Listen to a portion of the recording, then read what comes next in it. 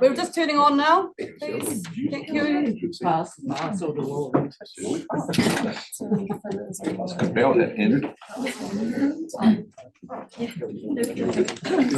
ora all.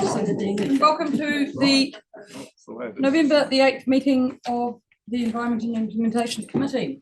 I'm going to start now with the karakia and then we'll do some introductions.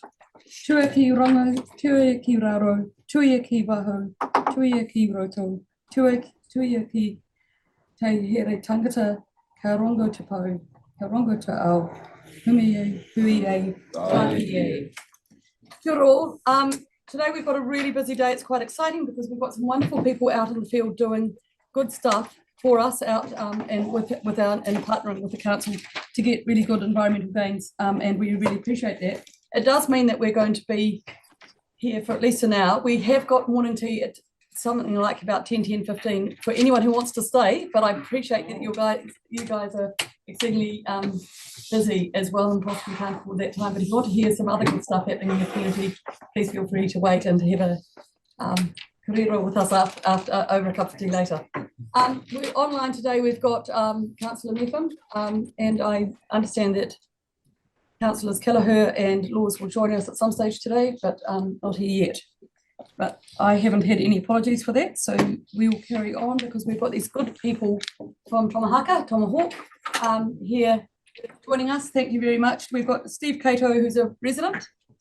We've got Andrew Innes from Eco Otago and Sally Dicey from Beach Care Trust.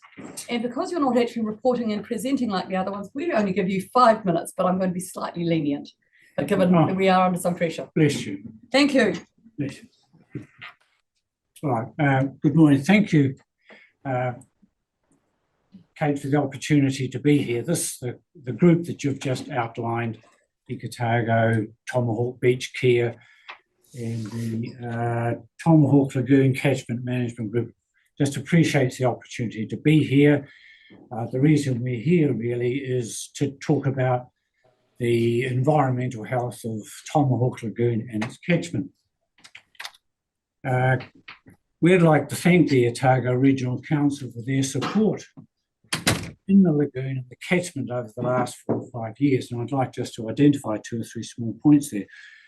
In 2018, there was some community consultation which ended up by producing a catchment outline management plan in 2021, which actually identified sort of 3 priorities. These 3 were the formation of a catchment group, an ecological assessment to be conducted, and water quality data to be continued to be collected.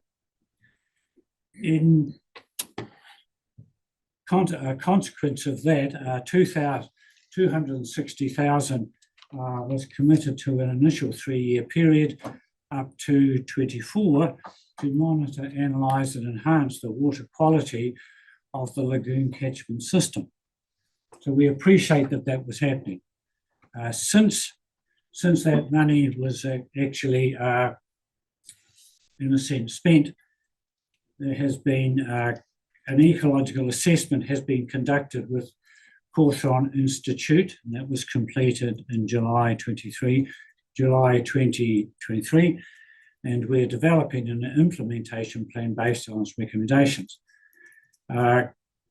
It has supported the formation of the catchment group, and we know that in the Upper Lagoon there's been a SOND established there that will continue to deliver water quality information and things like that. Now, what I would like to talk very briefly about is the ecological report and its usefulness. I thought, well, we appreciate the report being done. We're always party to that particular process with Mark Schellenberg and Dave Kelly. And I would like to read just from page 8 and 9, 2 sentences from the executive summary, which I think really sort of points the direction of this particular conversation. And it said, the greatest priority will be to manage high nutrient and sediment concentrations in the inflow creeks, which highlights the need for reductions in contaminant flows from land to waterways.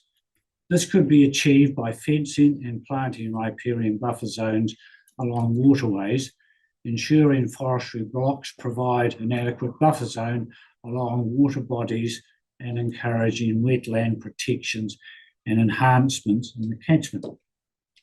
When I read that, I just said, with the work we've been doing, there is significant synergy there between this report and what our aspirations are for the catchment.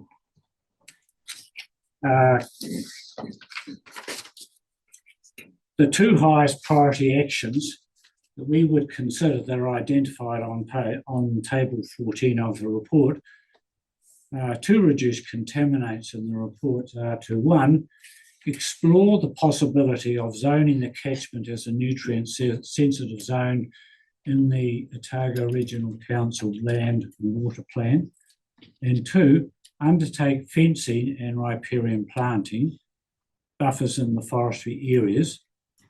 The additional priority actions are to enhance existing wetlands and to construct a wetland at the Lagoon Creek outlet, which we also strongly support.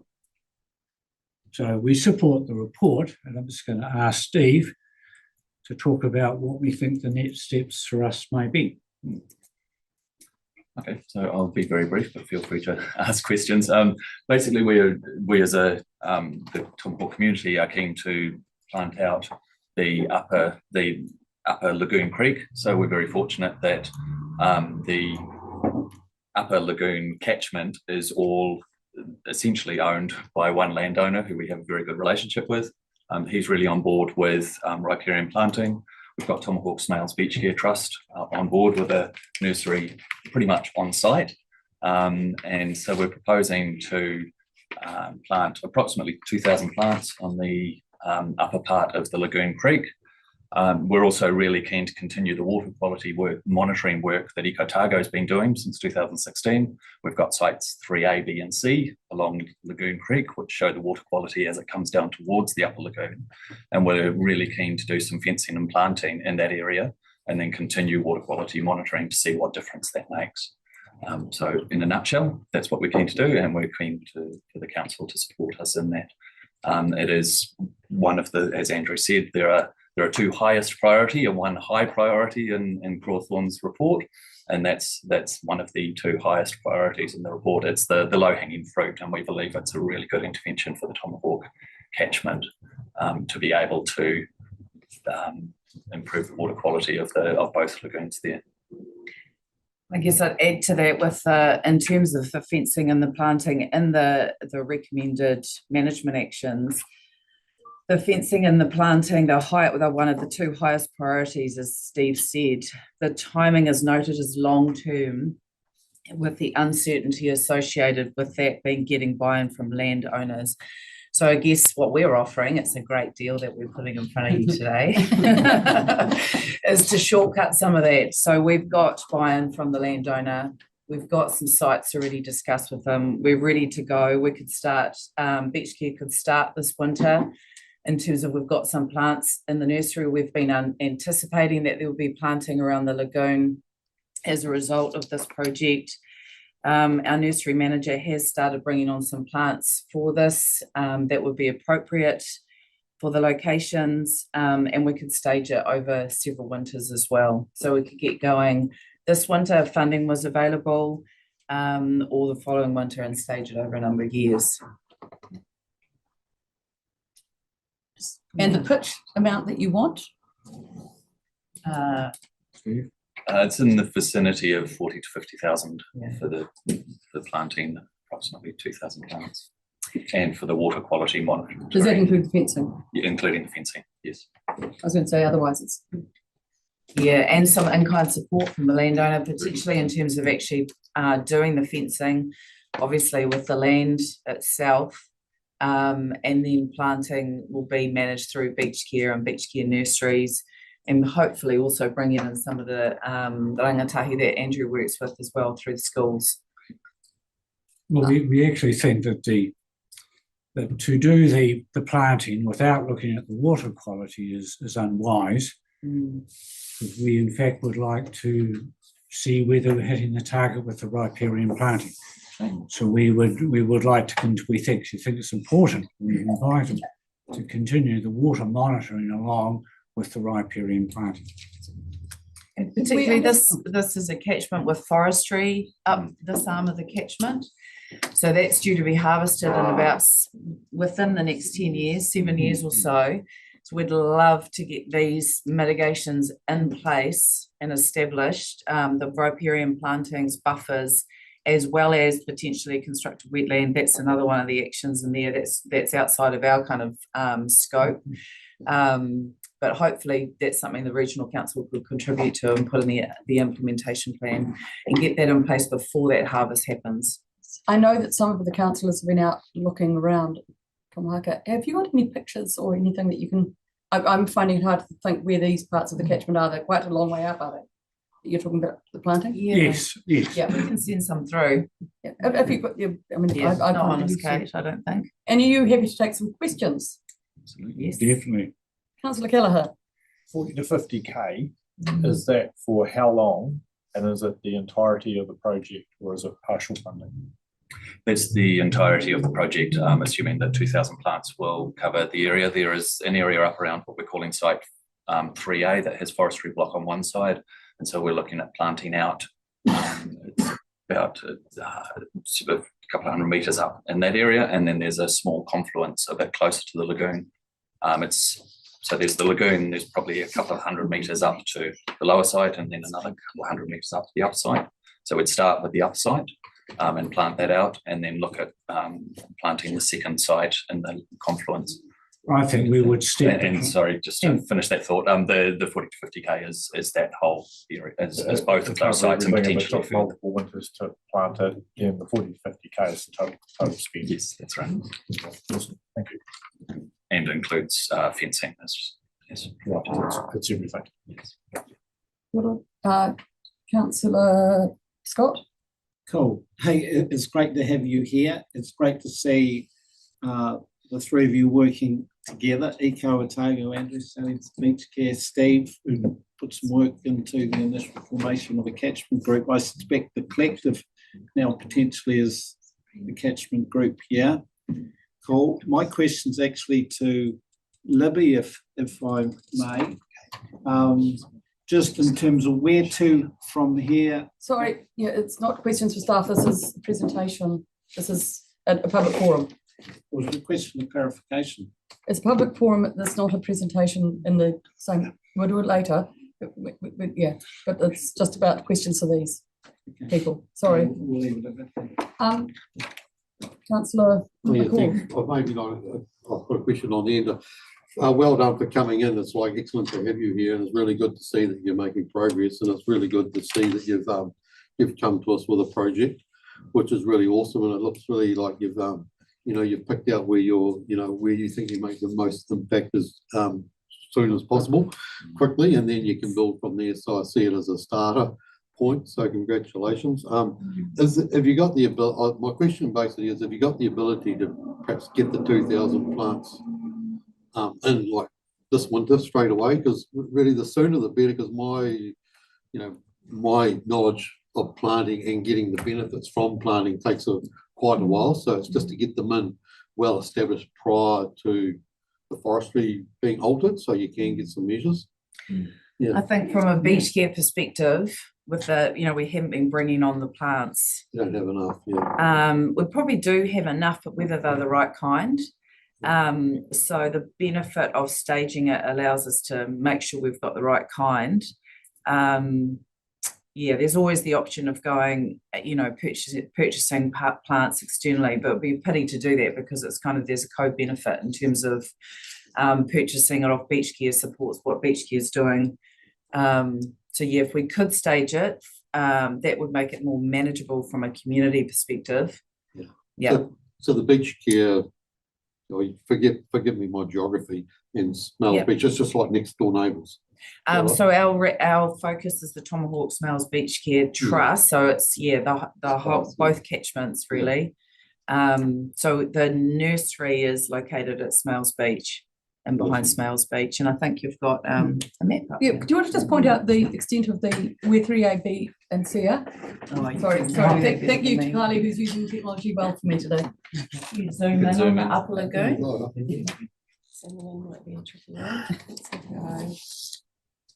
Can you zoom that or not? Yeah, we're just doing that now. Well, that you can do anything. Are we to go further in? Yeah, Further- further into the lagoon, I'd say. Yeah. That's right. Yeah. Okay, you can see Down the. this way? No, Zoom out just a touch. too far. Okay, There we go. right, good, perfect. Now, can you drag, can we shift the lagoon down here, please? Yes. Touch screens. Sorry, this is very good of you, Carly. Thank you. I've just. Thank you. Excellent, excellent. Oh, these are Right. trees, yeah. In terms of our water quality sites, we have a site in here. We have now a VS point in here, a monitoring station in here, and another, in here, and another water monitoring station just in there. So our plan really is to sort of step the riparian planting down the catchment. And we would say that this conversation is really about developing the planting in this part of the catchment, because we know there's a huge amount of sediment in here, and to start planting here to see I think would be illogical, because a lot of the sediment is coming off these hills in here. The plan would be step one really being in this area here, and as time goes on, stepping into these areas down here, and even developing some wetland areas down here. Thank you, Andrew. You've just exposed me as someone illogical who started at the bottom of a catchment only to realise my mistake afterwards. Thank you, Councillor Somerville. You've had many school groups involved in many years over the monitoring. Do you envisage, when getting onto this planting step, that might involve those school groups as well?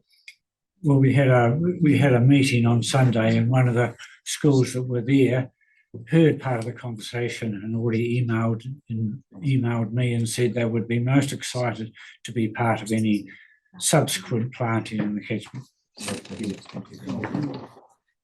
Okay, thank you very, very much. I'm going to move us on. Yeah. So I'm hoping that staff will be engaging with you, and I know that you had a chat out the side earlier, and there is an item later on the agenda today that you may want to take some interest in. I'm not quite sure how that will go on larger funding as well. So yes, but if you want to hang around and join us later, that'd be more than welcome.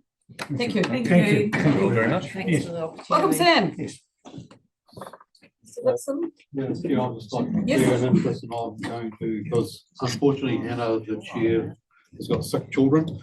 So I'm just going. I think this is a sort of declaration of interest that everyone who's probably involved in agriculture is involved in the catchment group somewhere. So, and I appreciate that. I think there are a number of us around the table. Councillor Scott is also, I think, the OCC rep, the ORC rep on OCC as I'm. So we've all got some interest. Thank you. So acting for Hannah, not as good looking. Actually, I want to listen to this introduction. Sam, you've got a presentation for us, and yeah. Thank you. We have all been at that site, or those in the last term. It was a great day out. Kia ora. I'm Sam Dixon from Otago Catchment Community. We also have Lloyd McCall wearing multiple hats next to me, who's also on our governance committee. Hannah Stalker sends her apologies. She did have sick children this morning. Amongst OCC, we have 9 committee members. We have myself based in Dunedin and Anna Robertson based in Alexandra to service the catchment groups for Otago, and we also have Camille McTimoney based in Waitahuna for our admin support. This presentation is going to cover off our 2022 to 2023 highlights, and I will verbally speak to a little bit of our future going forward. So this last year, OCC has grown in membership with 4 new members, growing us up to 17 members of catchment groups. I do have one typo in this slide, sorry. It's actually quite exciting. We don't have 18 subgroups, we have 28 subgroups.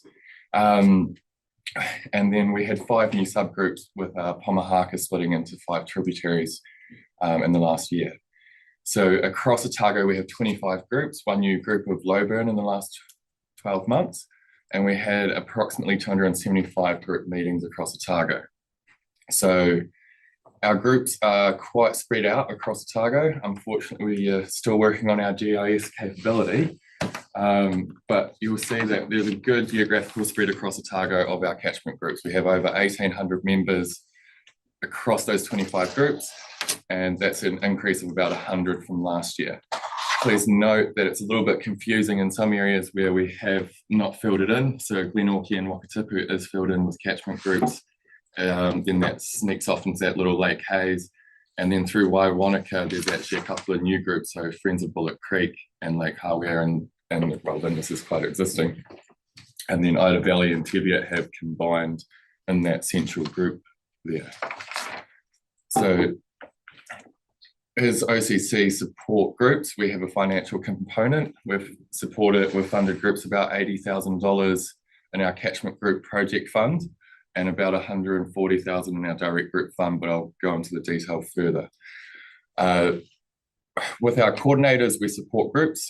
Myself and Anna have turned up to over 280 events and meetings across Otago. We've supported around 100 events with us actually having something to do at the event or run the event. We've hosted 13 events. We've hosted 14 group workshops that were facilitated by OCC. So just for that one there, can you go back that one? This is just for a point of interest, this is the Great Tapanui Toy Library, where we had that meeting, which is where Pomahaka is based out of, so my offices are behind there. I'll talk about that more soon, actually. It's another photo. Yeah. And so a couple of stories around catchment groups. So it's a bit of death by PowerPoint, sorry, but catchment groups, Matauri Y, they had $10,000 come in from Westpac in their freshwater fund. OCC has put in another $5,000 to that project for the first remedial action. So they use that to test 6 of their tributaries to set a baseline for their freshwater data and to start their FAFP process on where their baselines are for their waterways. Thompson's Creek received some funding from OCC to have a community planting day. There was about 500 plants put in the ground at the Gillespie's wetland, and it was a really cool community day to bring the community in, but also to look at wetlands on farm as well as their larger project as well. Teviot was a really cool group starting up and going really fast last year. They had a logo competition and they had a cool planting day, but this funding, the main funding around it was putting up the signage so that people know where the Teviot Valley Water Care is and the area that they cover. NUSLAM had a strategic review with us, and these guys do make our job easy. Like, they're super motivated, they understand the processes that we're looking for, but with these strategic reviews, we take all of their information that they currently have, what they've been doing, what they want to do, and actually take them through this horrific sticky note process that farmers love.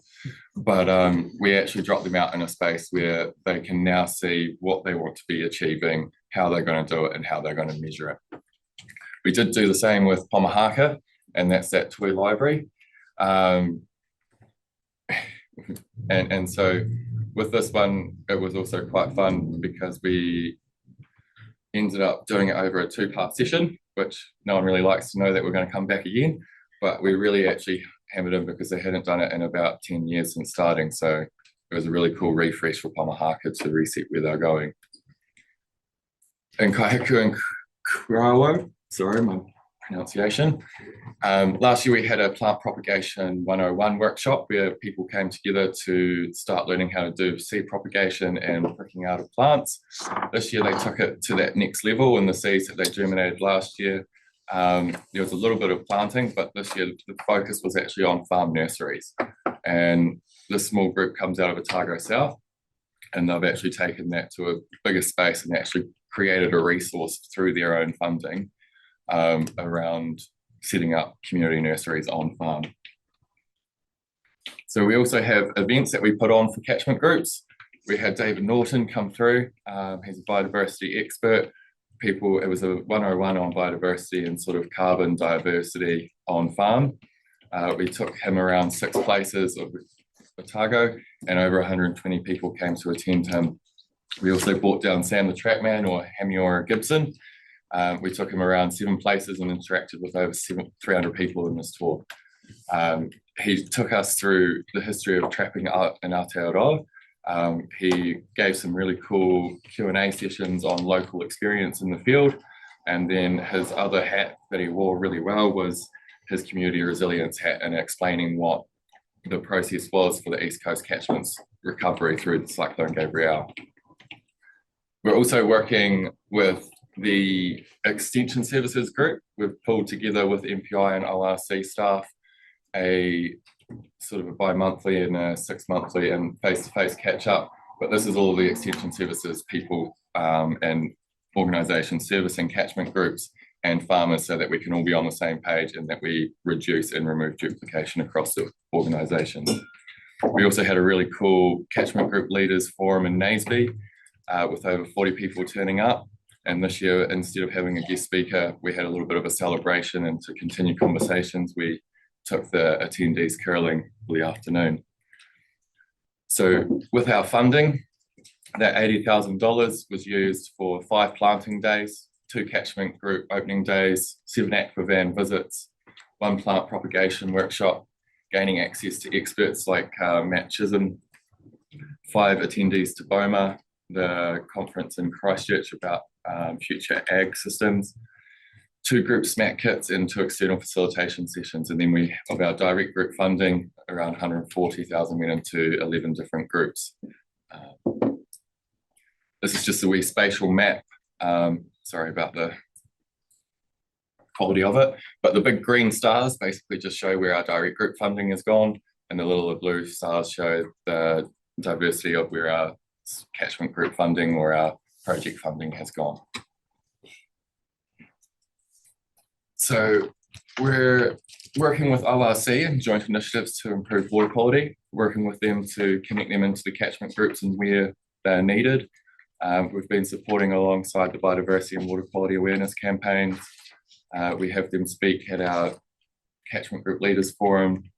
We're involved with them through the Otago Rural Extension Services Forum, and some really cool stuff coming out of the catchment advisors with stream health days into catchment groups at the moment.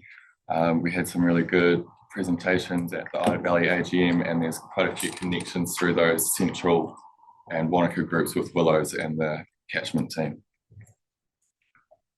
So with our facilitation work, we did 7 action planning workshops, 4 strategic reviews, 2 strategy direction setting workshops, and 1 vision and value session. So we have had some funding and operational challenges. We did have less than our budgeted uptake of our catchment group funding. We have changed our criteria to increase applications going forward, and that's to make it easier for groups to apply to us. And we've also been putting advertisements out to increase our applications, which we got Friends of Bullock Creek up in Wanaka sign up to us last year. We're also delivering action planning workshops to discover projects for those applications. So we did have a wee bit of an underspend in the last couple of years. So ORC staff and governance have worked to fund OCC 195,000 this year for and the retained money that we had from previous underspend of 235. So to reduce this going forward, we're working with groups to actually use this money and to develop more applications to our multifaceted funding program. We also have our events that are coming up. Well, not coming up anymore. We had Lee Cohen yesterday, so we'll report on it next year. It was Comms Essential. We've got quite a lot of work around the incorporated societies and the changes that are happening in supporting groups through that. We've got a live stream podcast around catchment groups coming out.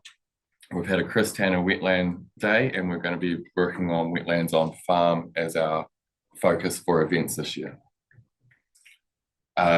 We also conducted a review with McCarroll Consulting on our vision, values and objectives, and this has reprogrammed OCC as we're in that operational stage now. We're not building, informing and storming. So this has set us a really good set of success measures to work towards. So thank you for your time and happy to take any questions. Kia ora, thank you. Amazing amount of work and connections out there. It sounds absolutely outstanding. Any questions of, thank you, Councillor Sumble. Thank you. Thank you very much for that presentation, Sam. That was really good. I must admit, I found the published reports that came through hard to interpret, and that presentation has given me a much better idea. So that was very good. The McElrea review that you mentioned about your aims and objectives, what are the outcomes of that? What have you come from that to give direction going forward? So a little bit of background, we were in a space of, we'd finished our building and we'd moved into an operational space. So our work plan wasn't sort of fully covering what we were doing. So we needed to reset that and also relook at our objectives. So they have been tidied up into more of an operational space, and some of our objectives we weren't even working towards them. So we've now tidied that up into what OCC is doing and what our catchment groups want, and it's also given us that ability to set the success measures is another way of saying KPIs as well. So it gives us deliverables and measurables to work towards. So can you outline briefly for us what those objectives are, just so we know where you're going from here? I can't off the top of my head, but I can send through our objectives. Sorry, I can't remember off the top of my head. But or even just a broad overview of... to work with catchment groups to support them and build momentum and to fund momentum when available too. There's been a bit of a change of emphasis from establishing or trying to help catchment groups establish to supporting what's there now. Because basically all the people who are keen to be involved are involved. So it's just a change of direction around supporting and getting some actions actually on the ground. And I think out of the McElrea report, sort of in tandem is working with Scarletti as well. So to create Scarletti is like an information company that catchment groups across New Zealand are using, is pretty much being promoted. So it's really putting all the information into one place so that it gets all congregated and to make good sensible reporting. So we're streamlining our reporting so that we can put everything into one big giant spreadsheet and then hit a button and it drops out with an easier package to understand for our funders and also for us an easier process to do. I think that's it. I mean, having moved from one stage to the next, that certainly makes good sense to have undertaken that review. So it changed a bit around our funding, so our funding for catchment groups changed, and it's probably a key change that come out as well, because we used to have like a little up to $2,000 to help catchment groups just have their first meetings and do that sort of thing, and then we had like do a small project amount. So we basically we changed that around because it was becoming confusing. How many lots of 2,000 do you do and this sort of stuff? So we just said by the end of the day, you can, we've got a fund there that encompasses everything. Yeah, and it's done, and it's quite a quick sign-off process for stuff, smaller stuff under like 5,000 or 10 or 15. 15 is it? Yeah. So we can go to the next level because our funding systems were probably limiting people's expectations. So we probably, pulled it up a little bit so they do some more worthwhile things. Thank you. Councillor Forbes. Thanks, Sam. Kia ora. And nice to see that report. Like Alan, I got myself a bit tied up in knots around the written report because I think, after thinking about that a bit, I think, and in your presentation today, what's really, really important in catchment communities is the relationships. And I feel like I need to understand that those relationships are strong and they're still building. And I wonder if you've got any comment on that. And it looks from your presentation today that the relationships are starting to really form well.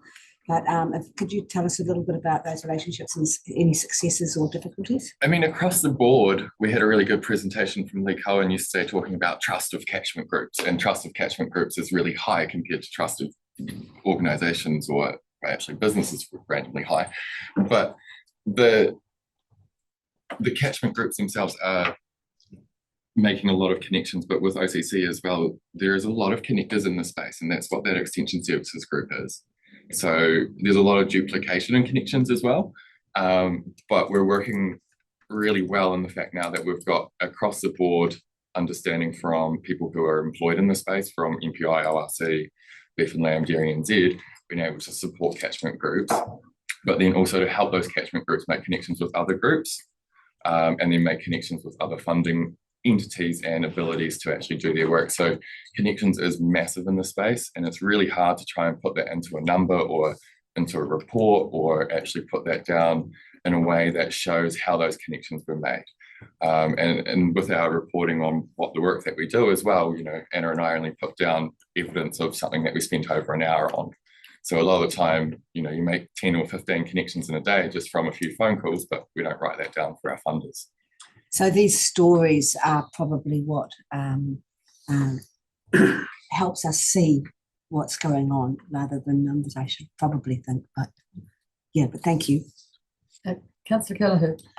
Right, thanks, Sam. That's awesome.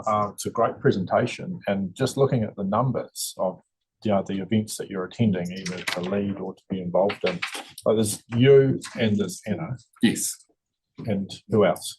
That's a lot of driving. Yeah, so that's it. So when you look at that's basically for work days, that's one a day. So as the structure has evolved to where you're at and looking at your annual accounts, and I mean, what's the resilience that's sitting there? I mean, it's two people. If you got the flu, gave it to Anna, what happens then? Well, it means very burnt out staff, and that's the thing. And we are in the conversation with our committee at the moment around looking at a third person going into June. We are reapplying to MPI for our funding going forward, which has previously covered our coordinators and contractors, just because it's easier to put those fund lines that way. So it is at that point of a discussion, and the hard part is we've got a really good geographical split between myself and Anna, and to try and find a third person with skills and location it will be quite a challenge. But we're definitely looking into how we service that, because the more groups that we get, the more that and the more that we work with them, which is awesome, but they end up doing more with us as well. So we do get stretched even further. Yeah, and I mean, looking at your coverage map, you know, you're encompassing a fair percentage of Otago now, and that could grow further. So, and Otago is the largest sort of region in the country as well, without national parks. We're larger than Southland. They've got 6 coordinators down there. So it is, but then that's the other thing as well. OCC was set up to model catchment groups and model catchment groups budgets so that we don't try and go too big, because we have to try and continue that support in the future as well. But the likelihood is, as these groups establish and continue, they are long-term activities and will continue to need to be supported by yourself. So I think just highlighting the fragility there, the great work that you're doing, and whatever you do, never leave. I think, Gary, there's alongside this, there's a lot of catchment groups have had central government funding for project stuff. And as we all know, the Jobs for Nature, that runs off, we're getting holes repairing all through the area. So it's like, that's a hole that we have to think about going forward, how we can fill that facilitation hole so the people who have got momentum don't go stagnate. So keep going, yeah. For a real world example on that one, I haven't done much with Otago South because they've got 2 coordinators in their project, but in June, their coordinators are gone. Yeah. So therefore, OCC is going to have to step right in to support. Right, thank you. Thank you, councillor. Is that a hand up? There's a hand up, councillor Malcolm. That's really good. And I'd probably just one more comment is that clearly you are creating trust within the catchment group areas because the major groups are actually asking to help them review where they are at the moment and go forward. So that's I would say for the likes of OCC to be asked by NOSLAM, who have been in this game for many, many years, to come and help them do a review. It's a very big tick. So They even got me back last week. well done. So just a couple of questions. Under monitoring catchments on page 11, you had that you're doing 6-month reports and now you're developing to do a quarterly report. My concern around that is one of the biggest things I hear from the catchment groups is A, paperwork. The majority of people hate it, so they've got a small committee running the catchment group. And B, and they are all volunteers as such. I know there's some coordinator funding going now. So are we ensuring that we're being careful that we are not putting OCC are not adding an extra burden of paperwork onto these groups? So we're not adding that quarterly report to the catchment groups themselves. I know that sounds, what I'm about to say also sounds cumbersome, but that quarterly report is actually going to make our lives easier at OCC. But we're not going to do it until we've built the AI system in the background so that we just fill out the spreadsheet, press a button, and it gives us our report. And then that's also going to do that for our monthly report, our annual report, plus a little bit of fluff to add in there and build up a little bit of detail. Yep. But a lot of that is actually streamlining ourselves through that Scarletti review, McElrea review with Scarletti to develop that system. So it sounds cumbersome in there, but it's actually going to make our lives easier. You're doing the work behind it. To make sure it isn't. That's really good. And then probably just the and it's really good to see that you're having these regular meetings with all the groups involved, because I mean, without even thinking greatly, I've got sort of 12 or 14 different groups working in this space at the moment. So I mean, to me, that seems someone's paying for that somewhere, whether it be a taxpayer or a person paying for themselves. So it's really good to see that's happening, and you're confident that we're trying to, we are minimising duplication. We are definitely minimising it in Otago. Everyone is working quite well above board together. Yep. And no one has time to duplicate now that we have the open communication lines. Yep, good. And final, last one, Chair, was on page 8, you had OCC continues to make a positive impact on water quality improvement and environmental conservation. Great words, and I'm sure that's happening. So what science behind that can you give to me, or are you proposing to give ongoing to show that that is actually happening?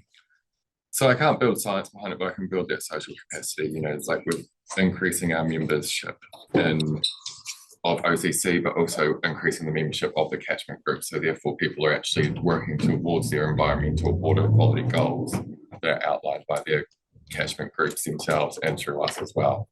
So I mean, we don't have that direct impact. We can list off some things through our funding, but a few thousand plants across Otago isn't going to increase any numbers in one spot. So I mean, there is that, it's more around that momentum and that sphere of influence that we have. So that's why we can't put a lot of data into those statements.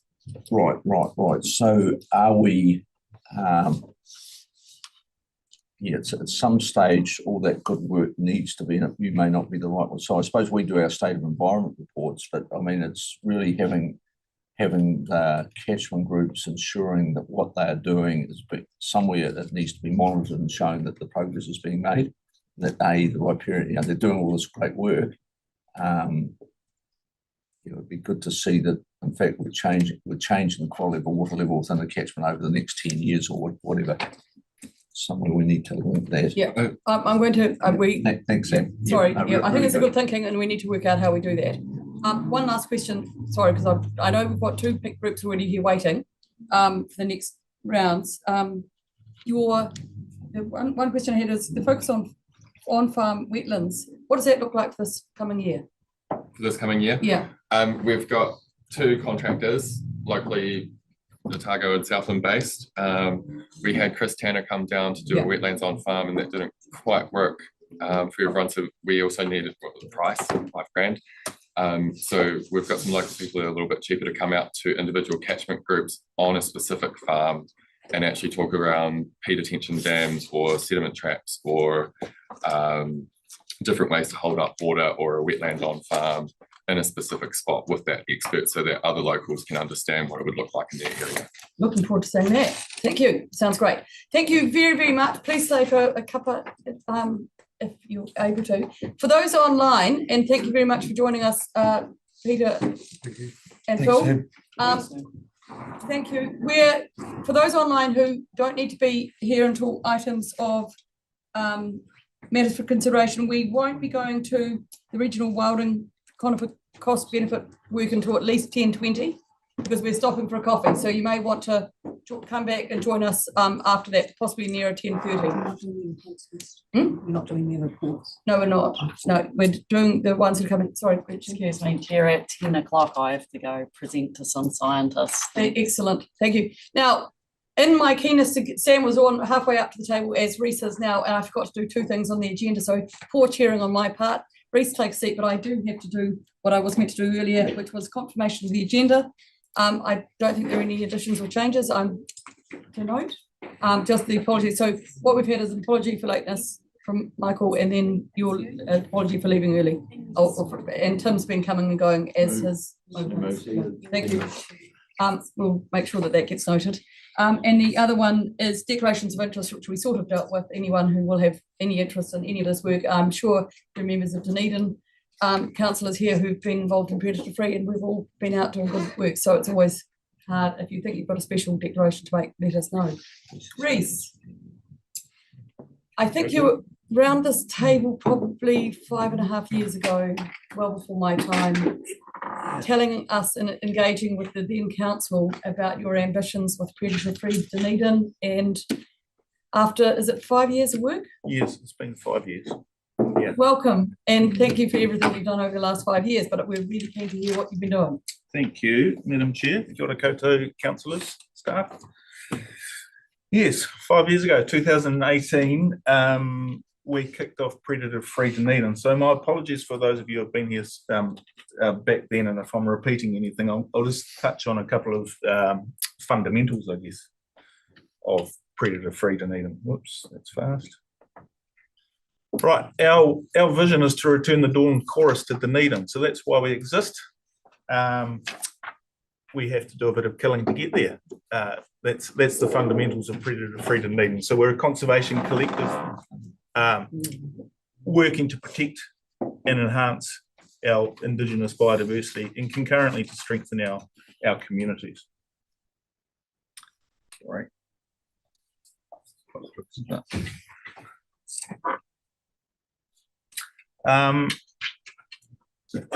22 member organisations make up PFD. So these organisations came together in 2018, developed a trust deed, and have been members of that trust ever since. The ORC is clearly a core member and have been fundamental to PFD's success since the start.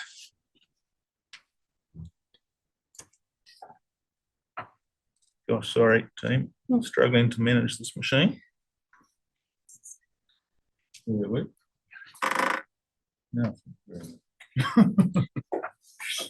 Okay, we just did a recent members survey of PFD members, of those 22 members. It was a short survey, 10 questions or so. I've pulled out a couple of key messages here that I think are pertinent for today's discussion. Whether that support of the vision for a predator-free Dunedin still exists, and you will see in the pie graph on the left that it does. Very supportive. An organisation in there is somewhat supportive, and I think that's largely because they believe that the vision is perhaps unachievable. Also, the graph on the right speaks to why people are supportive of that vision, and that is to enhance our native wildlife, our Indigenous biodiversity, protect, and by doing so to enhance climate resilience and to strengthen our communities.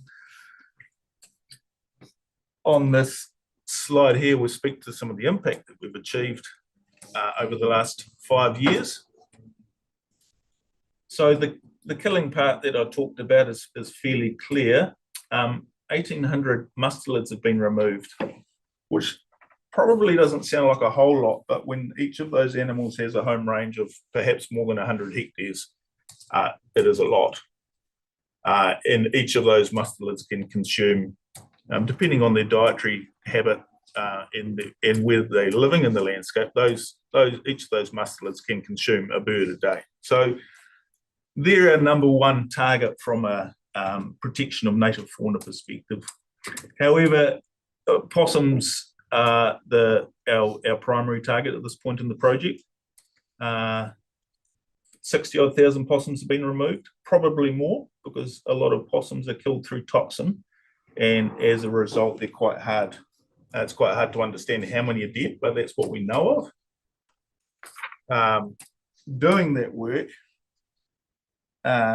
deploying over 14,000 devices has been the work of staff, contractors, and 33,000 hours of volunteer time.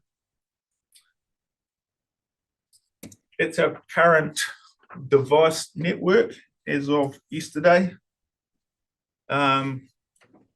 So pretty much saturation across two sides of the harbour, and then a new, I'll speak to it soon, but the buffer inland of 30-odd thousand hectares started in the southwest corner and moving up. I'll just jump into each of the three projects. So the first one is the Peninsula. Just to remind you that our goal there is to eliminate possums. So that means zero. We estimate there are less than 10 possums remaining in the outer peninsula. So basically from Portobello out to Tairoa Head or Pukekura Tairoa Head. So we call those sectors 1 to 3, which are sort of the Cape Saunders and Tairoa Head in the middle bit of the peninsula there. It's about half of the peninsula. Within those areas, we're now down to using tools such as thermal drones and scat dogs. So we're chasing the last few, clearly a challenge. But with the technology and with the scat dogs, we've had really good success. So there's a couple of photos there. Team from High Country Contracting, doing horrible hours. They sort of work from 10 o'clock at night till 3 or 4 in the morning, using that thermal drone, which has got a big spotlight on it as well. So it's a detect and shoot type operation. And the dog there actually comes from Taranaki, probably the best dog team in the country. So they just hunt for the scat. That dog there in particular finds the scat, and then a different dog and night shooters will go in that night if any scat is found. So that's where we're getting to with that operation, getting right down to the final few. Sector 4, which runs from Portobello back into town, still is not quite at that stage, but we'll be expecting to get to that stage of mopping up by next winter coming. So we're talking 7 or 8 months away.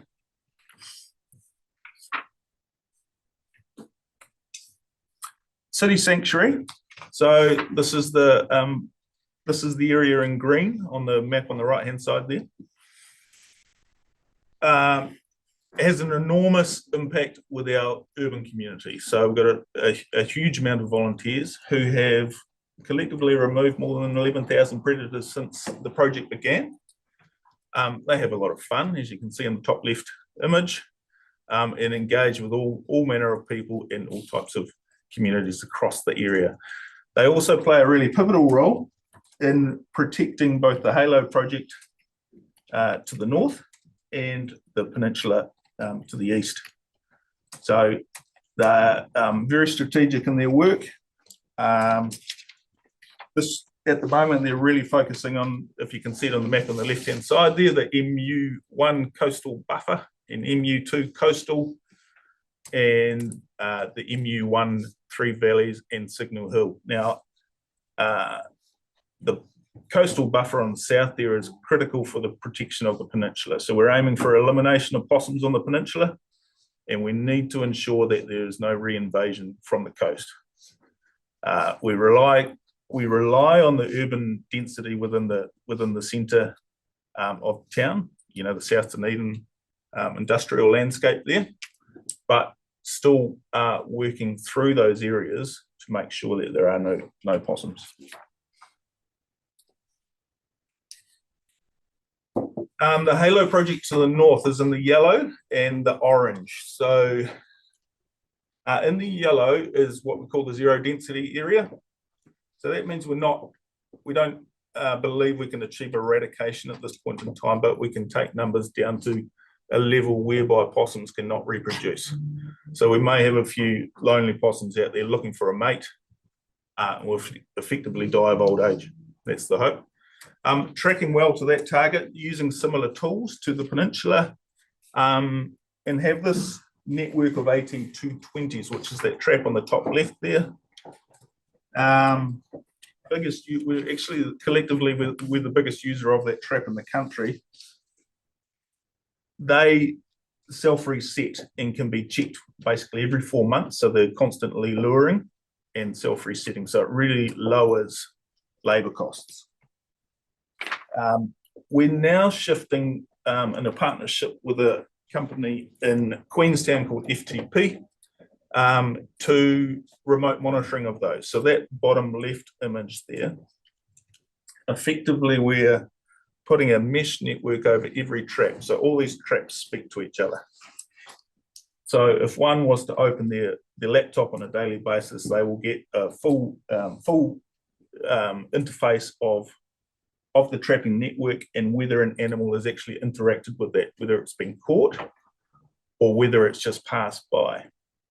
There's an AI system, so machine learning on that FTP network. So basically we train the machine to recognize the species. So we only want them to catch possums or rats, then we'll train the machine to catch those animals. Really good recognition. We've got sort of 96% recognition with quite a relatively small sample.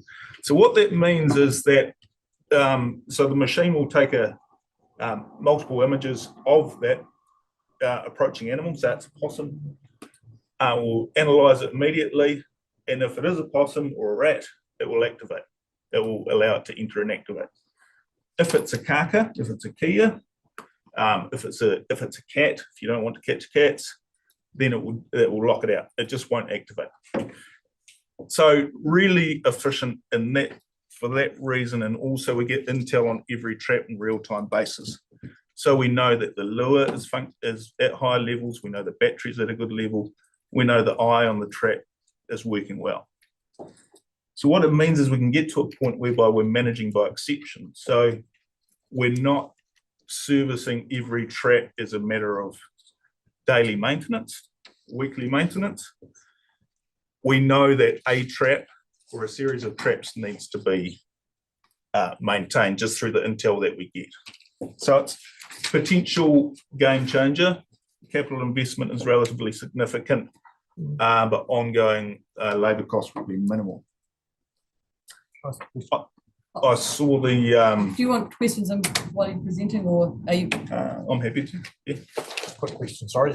That's absolutely awesome. But Yeah. at a busy trap where you might have a pile of carcasses at the bottom, does that deter? No, possums at not all? possums. No, they seem to be quite curious. Right. Yeah, they get attracted to it, which is quite unusual, isn't it? But The pole just makes it easier to get. a shorter running board. Yeah, that's right. No, they don't seem to be put off at all. I don't think they're that smart. Michael? They cost about $495 each, I see, which if you've got 800, that's about $400,000. Where'd you get that money from?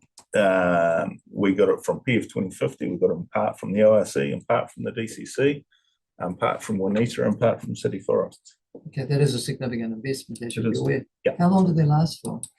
The life cycle of an AT220, that look, after 5 years, the only thing that we're having to replace is the lure bottles, and they're still going well. So the lure bottles are cheap, relatively cheap part of it, $10 per bottle. That's the only thing that we've been having maintenance issues with. Yeah, you're right. It's upfront cost is high, but we see the return on investment within 3 years through reduced labour costs. Thank you.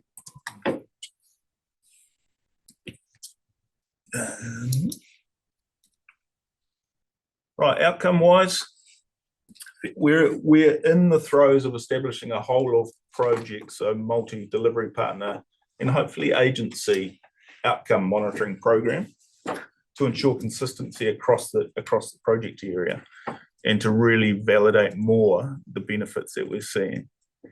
But some of the official, I guess, scientifically validated results are that we're getting increased forest health, forest cover, which one would anticipate from the removal of so many possums. 62% cover in the first instance, now up to nearly 75%. Clearly good for carbon sequestration, good for habitat, therefore good for fauna. Carcass sightings and observations are increasing markedly, and ditto with tui, bellbird and kiruru populations. And then anecdotal evidence, for example, kiruru are now being seen further out on the peninsula, which they haven't been seen for years. So all of these results are giving us a lot of And heart. far further inland from as well, I can assure you. Yes. Yeah. So our community, as I said before, 33,000 volunteer hours. That's all accurately collated. If people don't put their data in, then they're not. There's probably an underestimate, I guess. That's 4 full-time workers since the start of the project, or $1.4 million in wages that's been volunteered to the project. A mixture, a real mix. We've got such good uptake from the rural community, particularly retired farmers that maybe don't want to stay fit and love the land. Lots of volunteer groups and individuals within our urban communities. All, I would suggest, motivated by that shared purpose of returning the dawn chorus. But also one thing that's becoming really clear is that connection between people and community, and really a desire to connect them to contribute to a shared outcome. Meeting neighbours, making friends, physical, mental health has all become really apparent. Our partnership with the ORC, as I said at the start, has been fundamental to the success of this project so far. One of 3 core funders, for those of you who weren't here back in 2018, one of 3 core funders that enabled us to get this project off the ground. The ORC and the DCC were particularly important in the initial stages of the project and continue to be. Also a core member of PFD at an operational level, and we work closely with the environmental implementation team. And currently we're working in the areas into the north there, Karatana Coast and Kilmog, also with Kati Hurapa, to pilot a landowner-led possum control program. So this area the majority of this area has never been treated by ospreys, so really, really high possum numbers. And the purpose of this project, it fits within the RPMP and the biosecurity strategy, is to demonstrate how we can knock down high numbers of possums and then maintain at low levels with a landowner-led model. So we're working closely with the ORC team on that. I've got the image of Hikararoa there, Mount Watkin. So that's also recently come into the project through a really well-organised community group who want to build upon the management that the DCC are doing within that reserve. This is Puketaraki's maunga, so it's really important to them, and a group of willing landowners that circumnavigate that. The maunga are all willing participants and have come into the mix. That links up really nicely with the Karatana Coast zone there. So, yeah. To date, we've received $8.5 million in investment from predator-free 2050 from the ORC, from the DCC, and from the forestry companies shown there. So it's been a substantive amount of money. When we account for our in-kind time and in-kind cash contributions from the likes of Osprey, which are significant, but are fundamental to our operating model. We work in directly behind Osprey to ensure that there is effectively a seamless transition. So when they're departing, there is no gap. And that's core to our operating model. When we include that, we're up to 13.5 million. The ORC has invested 1.5 million over 5 years, so $300,000 per annum since 2018. So loose math tells me that's for every dollar invested by the ORC, we have $9 being co-invested. I'd like to think we're achieving big gains for that investment. I understand it is a significant investment, but what we're doing here is really both empowering our communities, but also really enhancing our biodiversity. We have a model now that enables us to expand, and I think it's got the applicability to reach across the region and join up with our friends, the likes of Southern Lake Sanctuary, and have a connection right across the region. We're helping deliver on a number of strategic goals within the RPMP and site-led programs. We've got co-funding from Predator Free 2050 out till 2026. And the forestry companies, ditto, we've staged their funding so that it reaches across to 2026.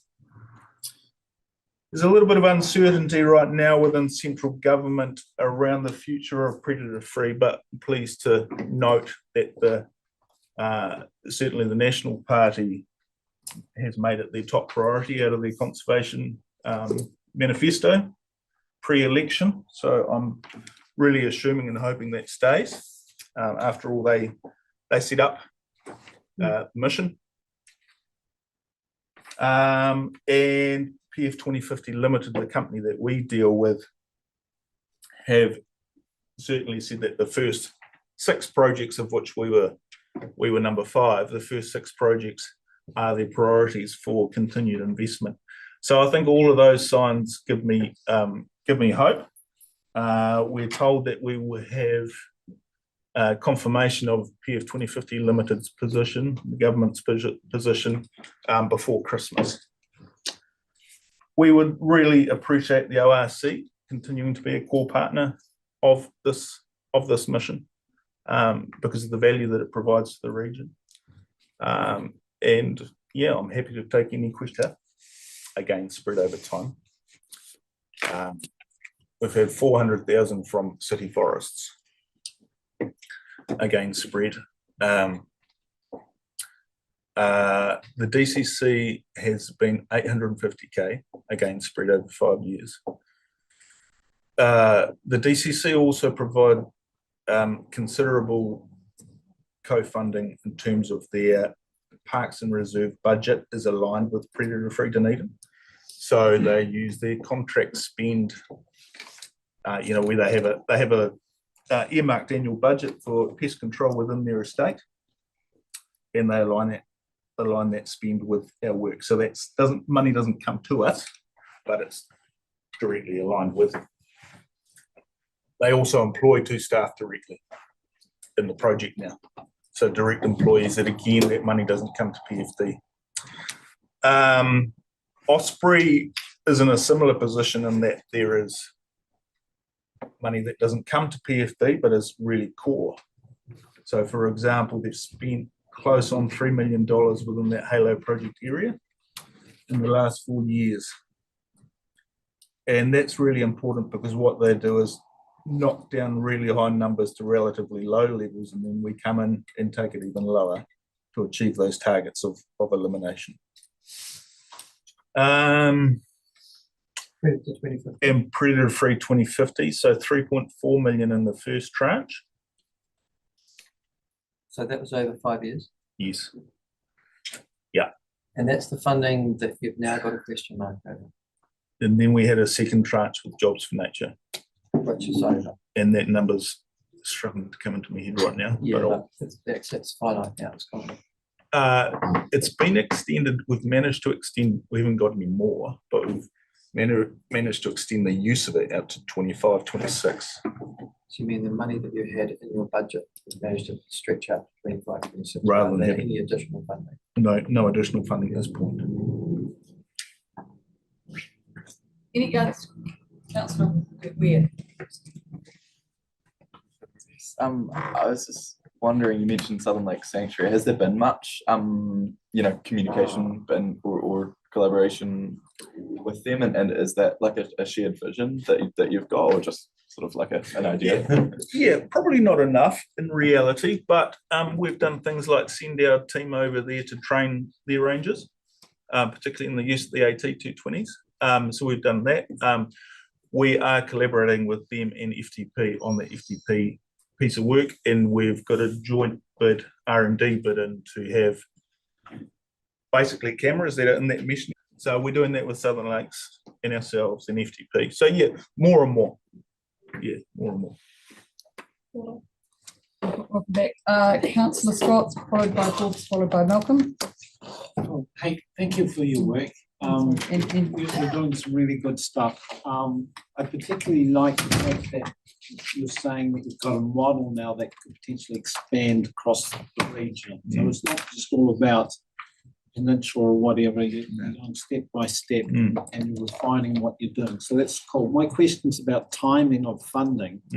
So like we're currently going through a long-term plan process to determine new funding from July 24 onwards. So is there a gap in terms of, I'm not trying to guess what the OLC stands to be, but is there a gap now, or does when does the current 1.5 million stop? It stops in this financial year. Yeah. Okay, so it stops at 23, 24, yeah. Okay, so it coincides with July next year.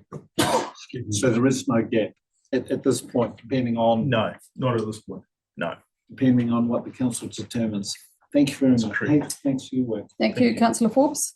Again, kia ora, Reece. Again, harking back to the Southern Lakes Sanctuary, and do you have some sort of vision? I think you started to talk about it, but I didn't quite get it all, of the whole area being involved, and so starting at the headwaters and the coast, well, those are already well underway, and working towards and piecing together everybody in between. I don't think we certainly haven't mapped it out with Southern Lakes, but if I look at the work we're currently doing with the ORC up the coast, Karitani Coast, Kilmog area, and that's the pilot program for landowner-led possum work.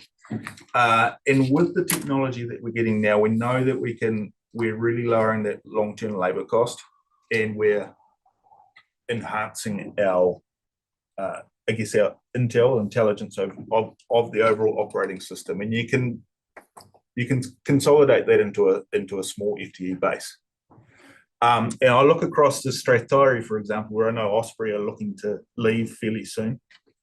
And you've got a really good landscape there that would enable the rollout of this technology at relatively low cost. And again, with, central coordination that ensures the quality is maintained. So I would see a stepwise expansion, working wherever possible, working in behind Osprey, so you don't have that big step up in population, because it doesn't take long. Once Osprey leave, and there is currently no plan B for Osprey. When they have TV out of a landscape, that's them and they're done. When they leave that area, you want to be in there as soon as possible, or ideally before they leave, to ensure that those numbers stay really low. So I'll be designing a fair bit of any expansion around that. Are they working their way up towards? Well, they're just focused on TV hotspots. Yeah, There's a couple left around the coast here, but they're few and far between. There are some inland. There is some inland. Yeah. Okay, thanks. Thank you. I've got Councillor Malcolm Metham and then Noon, but we do need to, we're now really bad. For those online who are waiting present to us. Thank you for your patience. I hope you don't mind. We will give you some latitude as well, but this is, you guys are all doing some awesome work, and I think we need to all learn from it as well. And I love the fact that you're all listening to each other, because I think there's some real synergies with OCC, understanding what you're doing as well. This is exciting stuff. So, Councillor Malcolm. So the traps, which seem to be doing a really good job, that you actually don't, predator-free Dunedin don't actually own those. So where do they? No, we do own them. Just in your box, it says you don't own any. Oh, okay. Okay, so the delivery partners own them. So you'll Right. see in those accounts, the reason that report's still in draft is because our formal accounts are still with the auditors. But basically, what you'll see in the books there, that there's grants made. Yes. Payments made. So that's to our delivery partners. So the Peninsula Biodiversity Group, City Sanctuary, Halo Project. So they own the asset. Right. But they are within the ecosystem. Yeah. Right. Okay. Good. So when you're just saying about Osprey dropping numbers, and then you want to go in after that, but when does actually the property owners, whether it be DOC, whether it be the forestry, or whether it be the farmer, or whether it be just me with a livestock block, when's the expectation that we actually start doing something and take that responsibility back? I guess it depends on the ambition for your area. So right now on the peninsula, because we're aiming to eliminate, and on the other side we're aiming to get to zero density, we to achieve those targets, it's pretty high threshold, and you need to be really accurate with your delivery. So we work a lot with those landowners, but we have a lot of staff time in there to get it right. The volunteer focus is typically in areas where, I guess, don't want to be dismissive, but where the potential, where there's risk of error, doesn't matter so much. Right. Because of those high targets. However, as we go up the coast there, we're not looking for zero. We're going for low density, so probably 2% RTCI. Can you please explain RTCI? Residual trap catch index. So basically a 2% means you'll get 2 possums out of every 100 nights, sort of thing. So as we get into those lower threshold targets, we're into more of a suppression program. We would expect to bring in the likes of land farmers and others. Because we're not after when you're going for elimination, if you make a single area, basically if you're to set a trap and not set it properly, and the possum's then shy of that device, you'll exponentially increase your risk of not achieving your target. Okay. So thank you. Councillor Methven, thank you for your patience. Oh, that's fine. No, really good presentation, Reece, and it's sort of I have been to other presentations where I've seen these figures before on the kills on possums, and I think it may have been recently, it was either City Sanctuary or it may have been the Halo Project. But it just makes me wonder, you've got these other groups involved with the same sort of mission. How do you actually coordinate with them, and how do you avoid any kind of duplication? So the operating model is that our 3 delivery partners are, as per the slide, so they do the work on the ground. So City Sanctuary, Halo Project, and the Peninsula team. The PFD's role is to coordinate, but it also provide a technical advice function, but aren't out on the ground at all. So it's a very collaborative process amongst the 3 delivery partners and PFD. So, for example, we're getting to the point now where we are sharing staff across the 3 projects, depending on the skill set that sits within each of those projects. For example, the Halo Project's got a couple of really good night shooters, sharpshooters. So they're being used right now on the peninsula, who don't have that same skill set within their team. And City Sanctuary are about to get stuck into the urban area of, the heavy industrial area of around the head of the harbour there as a defensive mechanism for the peninsula. So we're deploying all people who from all 3 projects who are good at chatting to people within that area. Okay, so on that task, so we collaborate and share resources, whether it's hardware or people, on a real-time basis, but there is no duplication. each of those delivery partners has really strict KPIs and milestones that come back to PFD and then out to our funders. Okay, thank you. Councillor Noon. Thanks, Madam Chair. Thanks, Reece. Question was really around just in your reference moving into that urban area and South Dunedin industrial area, etc. What are the practical constraints of trapping or controlling pests in those sorts of environments? Because I imagine there are probably some. Yeah, we just get the number of tools get quite reduced. So then basically you've got to be, you start to use more things like cage traps. And therefore your labour goes up because you've got to check a cage trap every day. So we get a lot more limited with the tools available. Toxins pretty much are off the cards. We can use dogs often, so to search. But with that comes as you would imagine, comes a lot of community engagement to front load it. So it just gets expensive because we've got a reduced array of tools and a lot more engagement required. Last question for this one is Councillor Forbes. Again. It's actually been answered. Thank you, Tim. I have more, but we've got time for a career during the morning tea. Please stay, Reece, if you've got time. We'd love you to be there to chat to us and ask other questions. We've got 2 more presentations before that on wilding conifers. Okay. And thank you for your patience online, especially since I know you've been waiting for a while. Thank you. Thank you so much. It's just brilliant to see a joined up community-driven project with the council.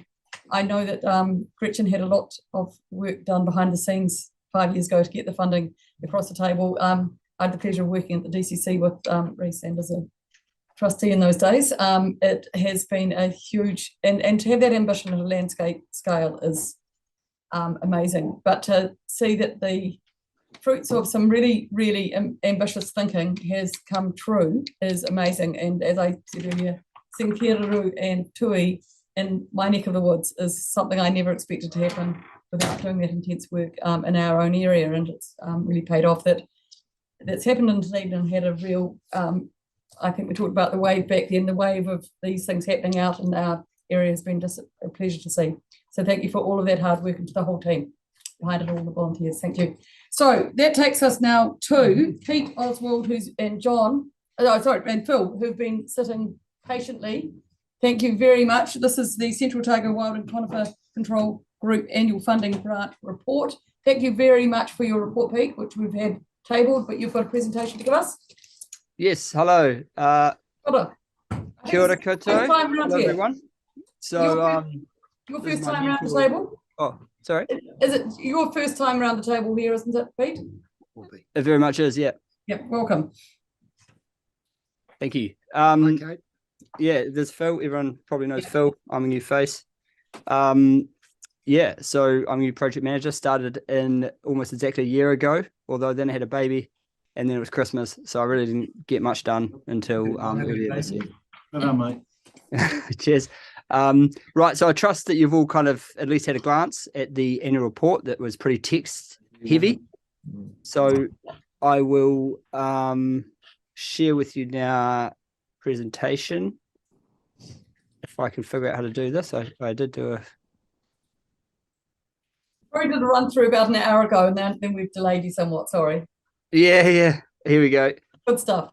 I'm going to share that. Hold on a sec, sorry about this. I know you're already behind time. And then I'm going to play from start. Can you see that? Yes, thank you very much, Pete. Great, cool. Okay, so in a nutshell, you guys provide us with 100K. Thank you very much. This basically funds the project manager, me. Other funding we get is CODC, LINS, National Wild and Conifer Program funds for control work, and landowners, which we are really trying to encourage and increase now. So I'll just breeze through this quite quick. So I'm going to go through this quite quick, and I want to do maximum time for kind of questions on anything that you have. So what have we done in our area? So this is our area. It's about 1 million hectares. It's pretty big for one person to try to look after.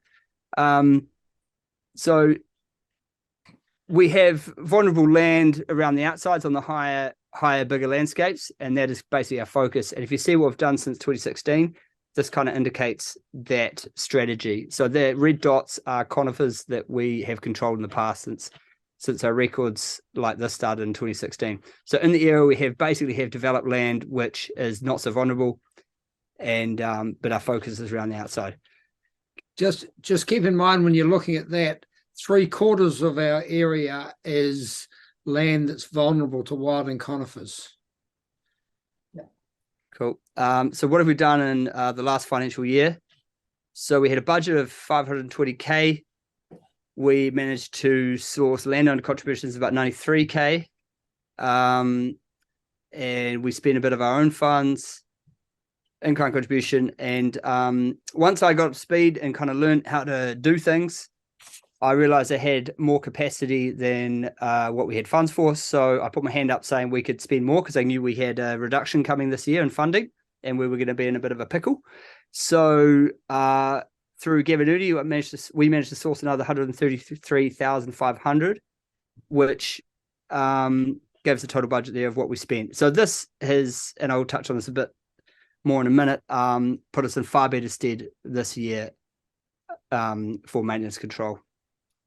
So rough stats, so 13,000 hectares roughly controlled. So keep in mind, a lot of our control now is maintenance. So it's really focused down to specific areas rather than massive areas taking just one tree off, a few thousand hectares. It's more focused on very dense areas. Approximately about 150,000 conifers. Not a very indicative stat because you may have one tree that is very, very significant for removal in a stitch in time, or you might have an area of 10 square meters with 300 trees in it. So, but that's just kind of an idea of the scale. We did 29 projects, 10 of which were completed in June because we had a late rush at the end due to that extra funding and for me getting up to speed with how to do things. Yeah. So what have we done last year? So mainly it's been maintenance on previous work because a lot of the previous work was done around 16, 17. So then now it's really due for maintenance. This is one example project. This is Matthewson's on the pig route. So this is all contorta. Red dots show the conifers controlled and you probably can't see them very well. The green paths are the paths of the contractors, the routes they took for sweeping through to get them. So this was a really, really critical project to get. It threatens Kakanui Conservation Area and the Kakanui Mountains in general. And there was near coning and we've got it all in time. The landowner is now very, very appreciative. He put $20,000 of his own money in, which he took a loan to do. And at the end of that project, he was very happy and he has indicated that he's going to take on control work from now on. We will, of course, monitor that. But that's our end goal, to control it to a point where landowners can reasonably keep things under control. So this area here is, as you're going over the pig route from Palmerston towards Ranfurly, it's that beautiful tussock landscape on your left there. And probably when you were driving over there about 10 years ago, you would have noticed the odd conifer popping its head up through the tussocks. Well, they happen to be Pinus contorta, and we took a while to get that landowner to come on board, and he eventually came on board. But in the meantime, those few scattered trees had coned and spread seed around. So that's what we did. We got rid of those coning trees, so it looked as though we'd solved the problem. However, we went back in there and there was just a massive seedlings. And it is a sort of natural phase you go through with these sorts of spreads as you think, oh my God, we're going backwards, not make any progress. But provided we've got rid of the coning trees and we get rid of these seedlings, the seed it's not like gorse and broom the seed lasts in the ground for 50, 60 years. The seed lasts in the ground for around about 5 years. In the drier central, it does last a bit longer, and you get the odd small percentage lasts a bit longer. But by and large, the seed only lasts in the ground for about 5 years. So if you do 2, sometimes 3 runs over just to get the last ones, and you've got rid of the seed source, then you've nailed it. So we feel as though, even though we despaired there for a while, we thought we might have lost this. We think with the landowner coming on board there and being supportive, we're going to get on top of that stuff on the pig route. Yep. So this is the first round of maintenance on this one after the coning trees were removed in 2016, 2017. There'll be most likely needed a second round of maintenance unless the landowner is able to do it all themselves. But yeah, probably another round of maintenance before the landowner is reasonably able to do all of it themselves. But the key part of this is the landowner's engaged, they're doing their own control work, and really they're getting prepped to take it over themselves totally. Another project we've done is a bit of a stitch in time. We found the early stages of a Douglas fir infestation on the southern Peasers. We controlled that. We found there's a lot more than we thought. The real takeaway and the real benefit from this project was the engagement of the surrounding landowners of this area. Whereas I was kind of trialing a new idea where we seeded herbicide with a landowner and the tools and the method, the knowledge and the strategy to do their own control work, and they removed a contorta cluster themselves. So enabling the landowner to do it themselves saves us a lot of money and resource and engages them in the issue. And we saw that on several landowners surrounding this project. So that I felt was a real win. Ernstglue, that was all due for maintenance and is now due for its first round of maintenance, and that is now all done. So that's looking all pretty clean and tidy there now. A real win there was removing a seed source nearby that was infesting the neighboring properties, and we got one of them on board who was a challenge to get on board because they were like, we're getting seed rained on us. Why should we bother investing here if that's happening? And with getting that seed source removed, or in the process of at that point, we got that other landowner on board. So we've pretty much got that area in Ernstglue around Clyde under control for the next few years at least, until the second round of maintenance will be due. So that's kind of where we've come from and what we did last year. And where we're going now is kind of on controlling our seed sources, as well as maintaining our maintenance that's required. So these are our kind of 5 seed sources, and I'll go into a little detail on them all. Forestry is proving to be a real challenge for us at the moment. I'm putting a lot of time to this, and where I'm going with that is working with forestry managers and owners to do something about what their forests are doing. So 2 examples of this is working closely with Ernstglue 1 at Naseby, and they've made good on a few of their commitments in the past, which is really great. And then I met with them again recently, and they've made a bunch more new, really tangible commitments towards reducing seed rain. And this is key because we've pretty much cleaned up everything around Naseby, and this is one of the only seed sources that remains. So if we can reduce that seed rain dramatically, which is happening, and if these actions come true, it will happen, that seed rain will reduce, then this, in theory, should really reduce the amount of maintenance we need to do around Naseby, and we're on a positive progression path to stitching up that whole area. An example of what Ernstglue 1 have done and committed to is getting Pinus contorta out of their plantations.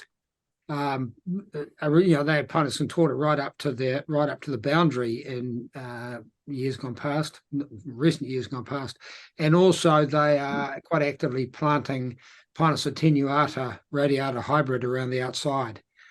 So, and they've early felled a few Douglas fir plantations and have indicated some more that I've highlighted that they will early fell. They've also researching into a seed mitigation method called cone abortion, where they apply a light herbicide over particularly Douglas fir forest at a particular time of year, and that stops it from producing any viable seed.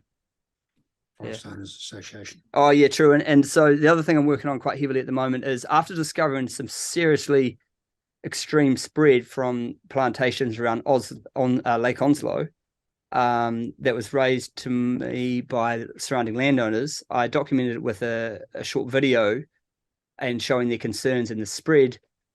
I got in touch with the Forestry Managers, PF Olsen, highlighted their concern. They've committed to doing control work on the neighbouring properties now. And now, after the conference in Queenstown last month, I met the environmental manager for the Forest Owners Association, and her and I are working towards a plan for what affected people from forestry can do and what actions they can take. And so this is working with forestry to solve the problem rather than trying to push for regulation methods. But this is we're making really good inroads here. And so yeah. So for those of you on the council who have been around for a while, this is an area which I was banging on about 6 or 7 years ago, before it actually reached coning stage, predicting that in a high nor'west this will spread right over the headwaters of the Tairi and into Te Papanui Conservation Area. Now it started coning. All indications are that my gloomy predictions would come right, because it was really alarming. And for those of you who are at the Whiting Pine Conference would have seen Pete's video of the spread from those forests up above Roxburgh, and it really is alarming. I'm happy to tell you that 3 councillors up there recently having a look at it. Good. Is that right? That's great. Yeah. Looking at what those particular forests around Lake Onslow, is that right? Nice other things, yes, we had a nice sticky tour up there. One had a fishing rod, and 2 others were just having a look. That's okay. Yeah. Okay, that's music to my ears. I'll move on to the other.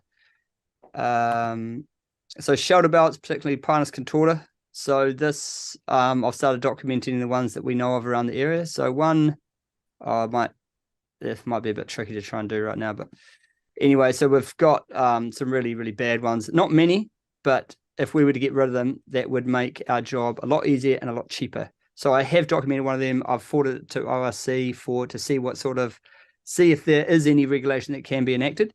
And I've documented another one, a Pinus ponderosa one, which is actually on dockland, in the same nature, to see what can be done about it. The shot that Pete was going to show you there is the spread that we're controlling from one Pinus contorta shelter belt on the Mangatuas. So we've spent probably about must be getting up near 100K on controlling Pinus contorta spread on the Mangatuas that's come from one shelter belt that's still there. And Pete will talk about that as one of our future challenges, is getting some action on that. So this is I've started putting these kind of mini reports together around high priority areas that need attention, just to document it, basically, to see what can't be done. But this is Pull that up, please. I'm not sure that sharing names at the moment is appropriate. Thank you. No, we won't. Okay, this has got no names on it. Dead at the top. Oh, sorry. Okay. Well, here you go. Here's the shelter belt, and this is the spread. I don't know if you can see my cursor. We've got a question from Councillor Laws here. Yep. So you've drawn this to the attention, or you draw it to the attention of the landowners with these shelter belts. What is the response of those landowners when you do draw it to their attention? No, I haven't drawn this. This was drawn to our attention by the affected landowners. Now, I'm not too schooled up in the regulation, but all I've done is documented this situation and this particular land to show this shelter belt to show exactly where it is, and I've reported that to ORC just so that they are aware of it, and to see I want to know what tools are in our arsenal before I really approach that landowner. All I've got so far, for example, on this one particular case, and I've talked to the affected landowners, and they've said they've had chats to them in the pub about it, and that particular landowner just kind of laughed it off. But I have not approached that landowner yet. I'm still waiting to see I'm not going to get in any more detail. I actually think it'd be really helpful to carry on with your presentation rather than going to one-on-one things in this, especially if you haven't talked to the landowner.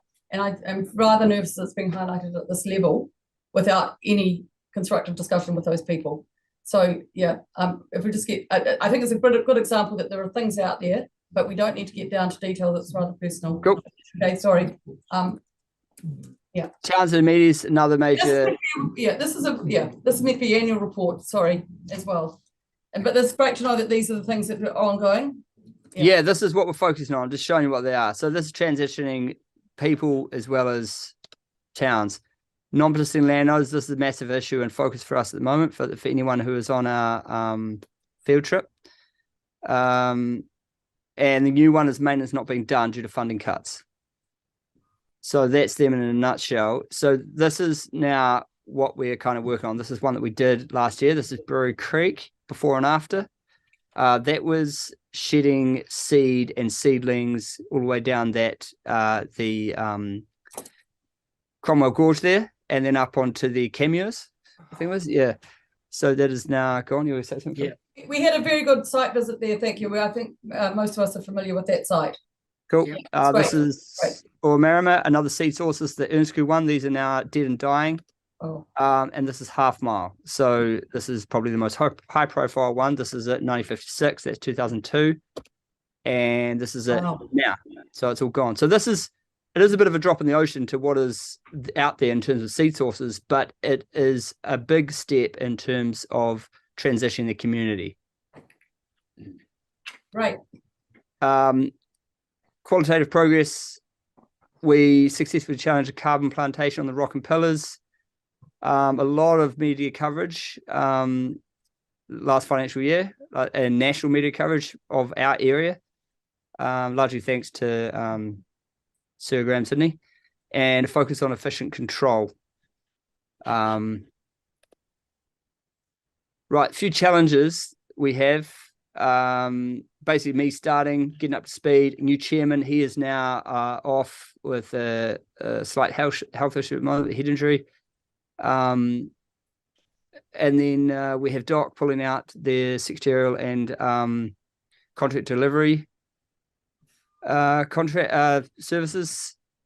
And then we had the funding reduction, massive help with the 7 million injection.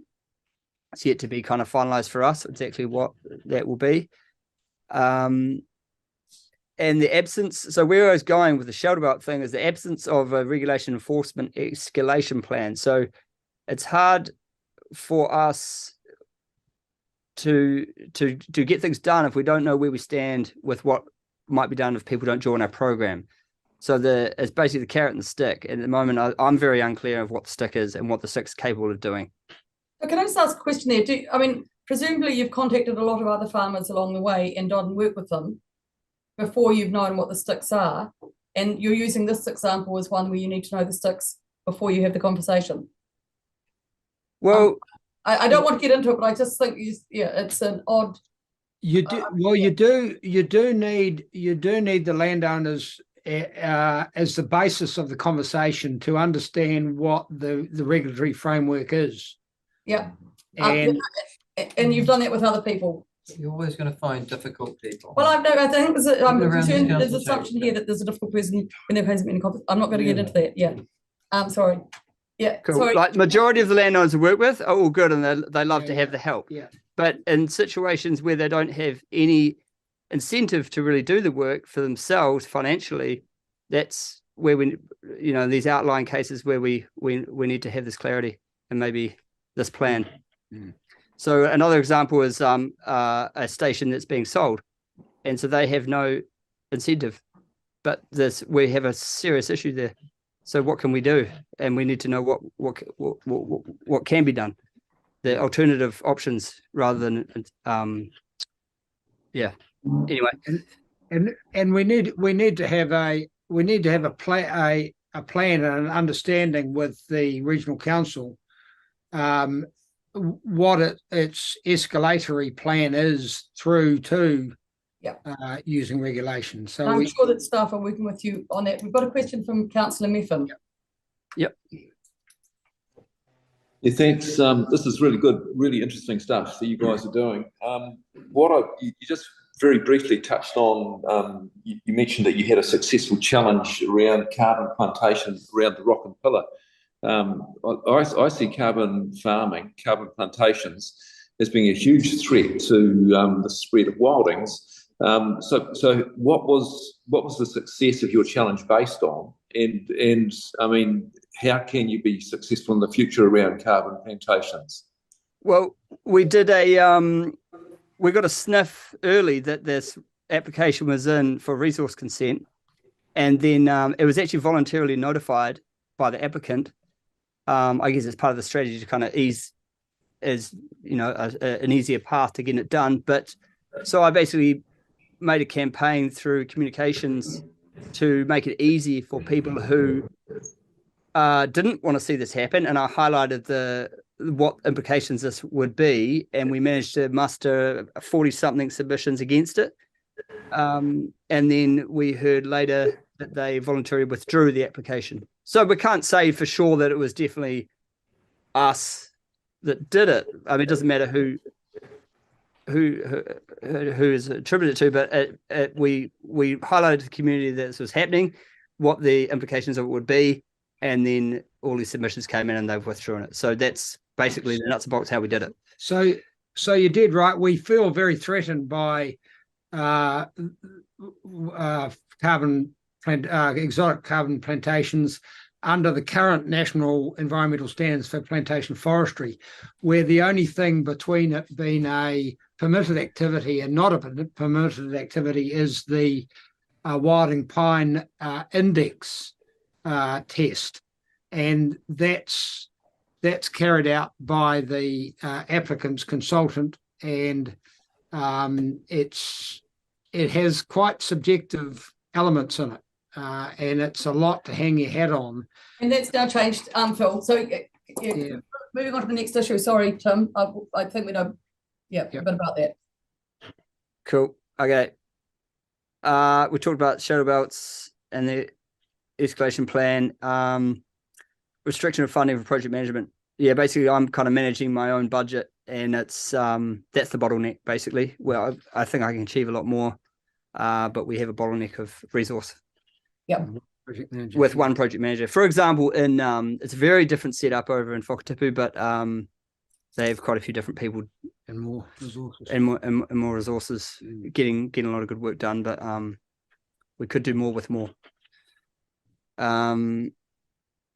Yeah, so the focus this year is just protecting investment, sensitive, vulnerable areas, and getting the maintenance done that was required. And with that 7 million, with the share that I've been indicated, we will be largely, not quite totally in good stead, but it's a hell of a good help. And with the funding we sourced at the end of last year and did those last 6 high priority projects.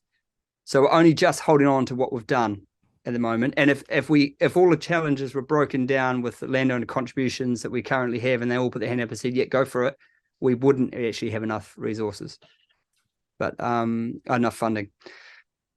Yeah, so another focus is trying to get more done with less, and that's enabling the landowners. And we're getting some good results there on a few cases. So just providing them everything else but funding, basically, strategy, method, tools, and in some cases, herbicide. But a lot of people are coming to us unsolicited, asking for that rather than funding. So we're trying to incubate that. And public awareness, because we're slowly, but it feels like we are making an impact on making people aware of the implications of letting pines go, which is just horrific. And why the urgency? Well, I think, we're discussing it later today. Sorry? We're discussing the Saperi report later today. Okay, cool. Okay. So that's what it looks like in our area. That's less than 2 decades. So that's it really. Any questions? Is that a photo from your knight in shining armor? Yes. Yeah, I thought it might be. Not using names, yeah. Yeah. Very good. That's great. Thank you, Pete and Phil. Any other questions we've already asked as we've gone through? No, thank you very much. Feel free to wait and listen to the good works of the Whakatapu with the cupboard. Thank you very much. Thanks, Kate. Thank you. Thank you. Thanks. Kia ora. Thank you for your great works. The floor is yours, Dick. And you're muted. You now? Can you hear me now? Have you got me?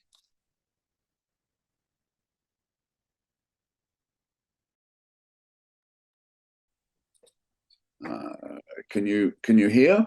We can hear you. Yes, I can hear you now. Can you hear me? Yes, that sounds great. Thank you very much for your Right. patience. Okay, well, look, councillors, thank you very much for the opportunity to verbally talk to the report that we've done. I think the report is self-explanatory, so I won't go into any detail on that. But what I'd like to do today is to take the opportunity to cover some things that are probably easier or better covered verbally than in a report. And I'd like to just start off by saying how grateful we are for the services of Gavin Udy assisting us with the Wilding Pine work here and attending our meetings. I normally don't praise up council officers at a political level, but I think you've got someone there who's doing quite an exceptional job with a very, very detailed understanding of the specific issues in the Wakatipu area. So keep him and look after him, please. All praise gratefully received. Thank you. Yep. Secondly, I'm aware of the fact that a number of councillors attended some or parts of the conference here in Queenstown recently, and were able to go on field trips. And of course, earlier on in the year, we had a specific briefing and field trips as well. So some of you would have seen the nature of the problem and what we're up against here. One of the questions that gets asked is, are we winning on the Wilding Pines? And I always say that it's not a case of winning or losing overall. It's a bit like a battle whereby we win in some areas or we gain in some areas, we hold in some areas, and we're losing in some areas. So a number of fronts for the battle. You're well aware of the Boffa Miskell study on payback and return on investment. And all I can say, and I think Councillor Forbes has picked up on this, is that those are phenomenal rates of return on investment when you're talking at anywhere from 30% to 80 or 90%, sorry, times, not percent, 80 or 90 times return on the investment put in. And I've been around for a long time now, and I've never ever seen figures as that high for anything that I've been associated with. It's quite phenomenal and presents a very, very strong case for throwing every possible financial resource that we can at the problem. We're also, I want to make the point that one of the areas that we're very concerned about, or we watch and monitor and spend quite a lot of effort and money on here in the Wakatipu, is the question of public relations, making sure that we're taking the people of the district along with us and making sure that there's no opportunity for mischief makers, anti-chemical brigades, etc. And we're fairly comfortable with where we are on this at the moment as a result of our time and investment.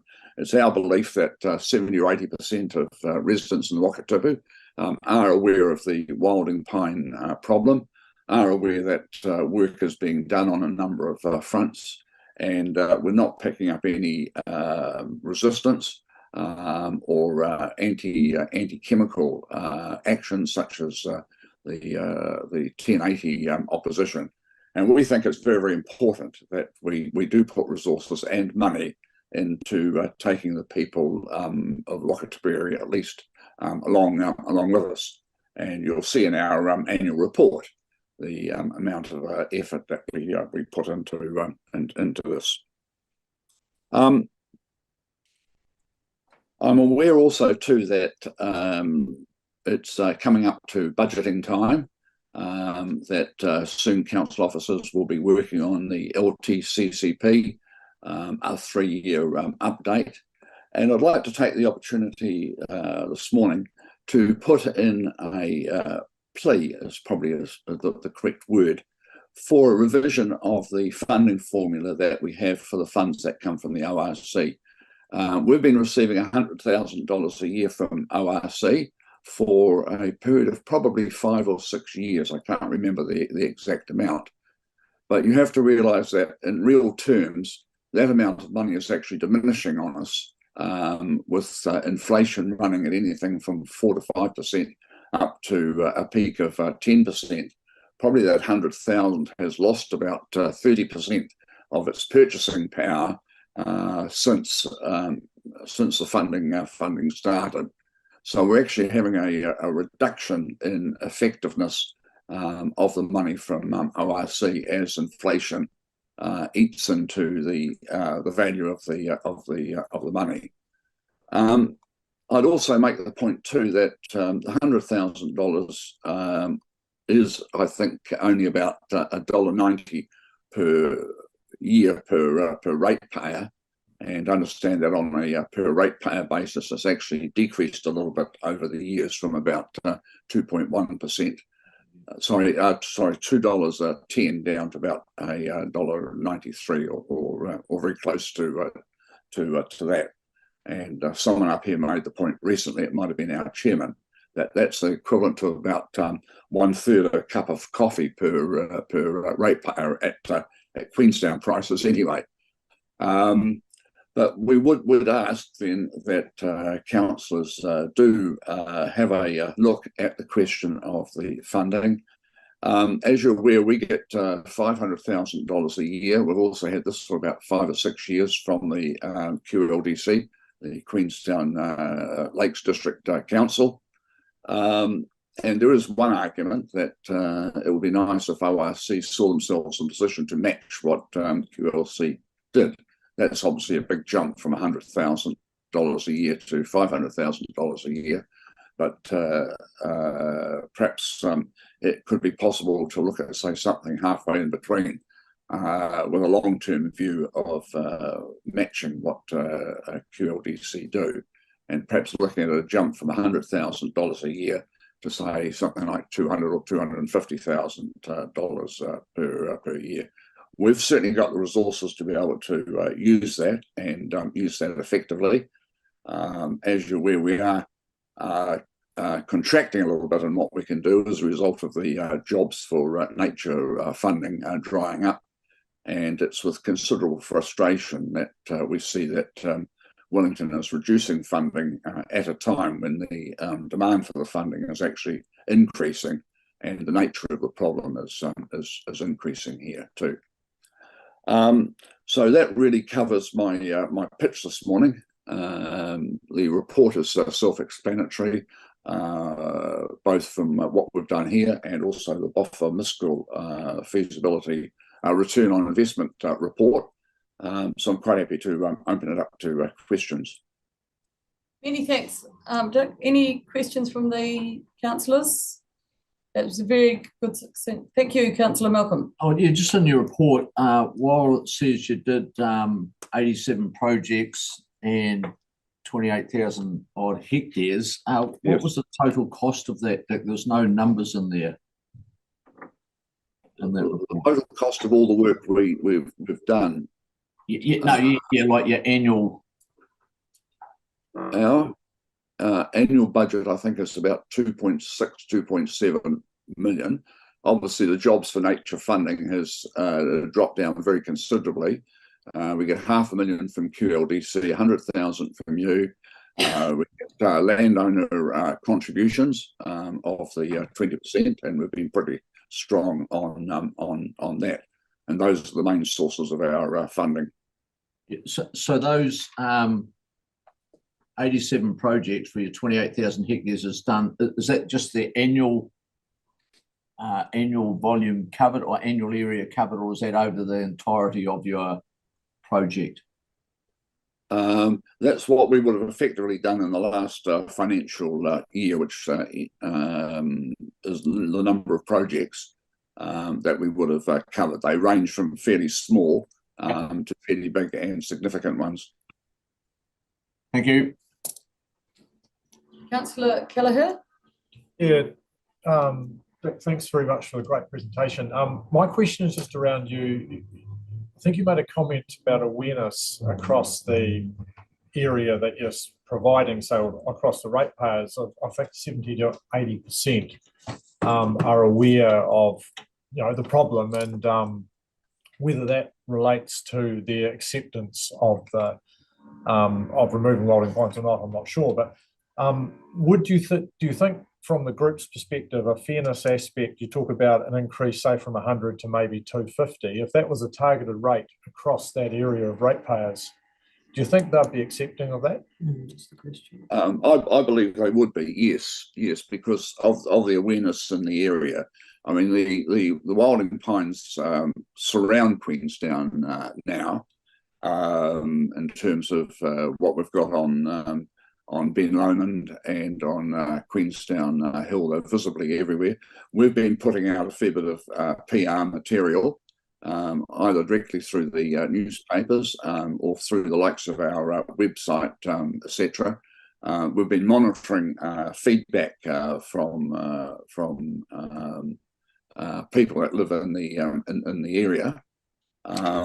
So it's only an anecdotal figure, but certainly the evidence is, and I've had this verified by a number of other of the trustees, that we think there is a good 85% awareness of the nature of the problem here. Okay, great, thank you. Thank you. I have no other questions. I think, yep. Thank you very, very much for your time and your energy that you put in behind the scenes to this, and your contributions to improving your environment and your community. Thank you very, very much. That's my pleasure, and thank you for the opportunity to do the verbal presentation. I'm very sorry you're not here for a cup of coffee with us now, but we're going to have an adjournment now. I'll move an adjournment so that we can continue our discussions, and it's 2 hours of wonderful stuff out in the community. Thank you for the seconding. Councillor Noon, all in favour, please say aye. Aye. Against? Carried, thank you. I'll be 11:20.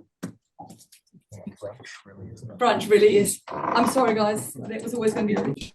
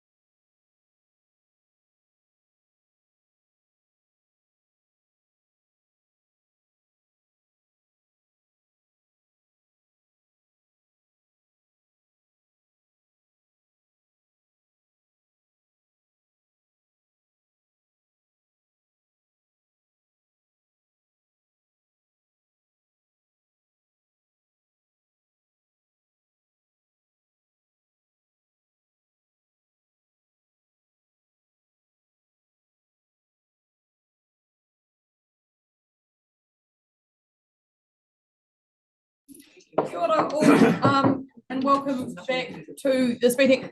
For those online who've been patiently waiting, thank you. I think some of those reports you may have listened into were about wild control trees, but we're at item 7 on the agenda. So we've just got a couple of very, very quick matters to go over first, and that's the confirmation of the minutes of the, it's got council meeting there, but I think it was the Environment Committee, Implementation Committee meeting held on the 9th of August.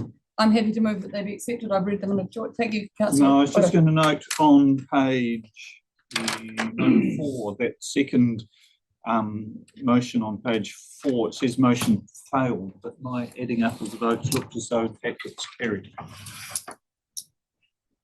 Thank you. Well spotted. So which number are you? Page 94, at the second on the bottom. The 6, it doesn't say how the chair, and I don't think it did. The 6 doesn't, it doesn't. If I could just, I think what they're meaning is that the procedural motion failed. Yeah. So that procedural motion didn't proceed. And so the next resolution was where we left it. Remember that. So if you go over the page, the resolution that passed is up there. So there was, I was, No, it doesn't seem that clear. you're comfortable with the, yeah, I was comfortable with that. I'm happy to move, but thank you for noting. Your question. I don't know that you're clear, but I don't think it passed, and I think it may have been a chair's. I would see like an amendment thing and that failed. Okay. What's happening? The motion that was carried, that did carry, was on page 95, wasn't it? It's just a question about the minutes, and we're just trying to iron it out. I thought the motion that covered it was on page 95.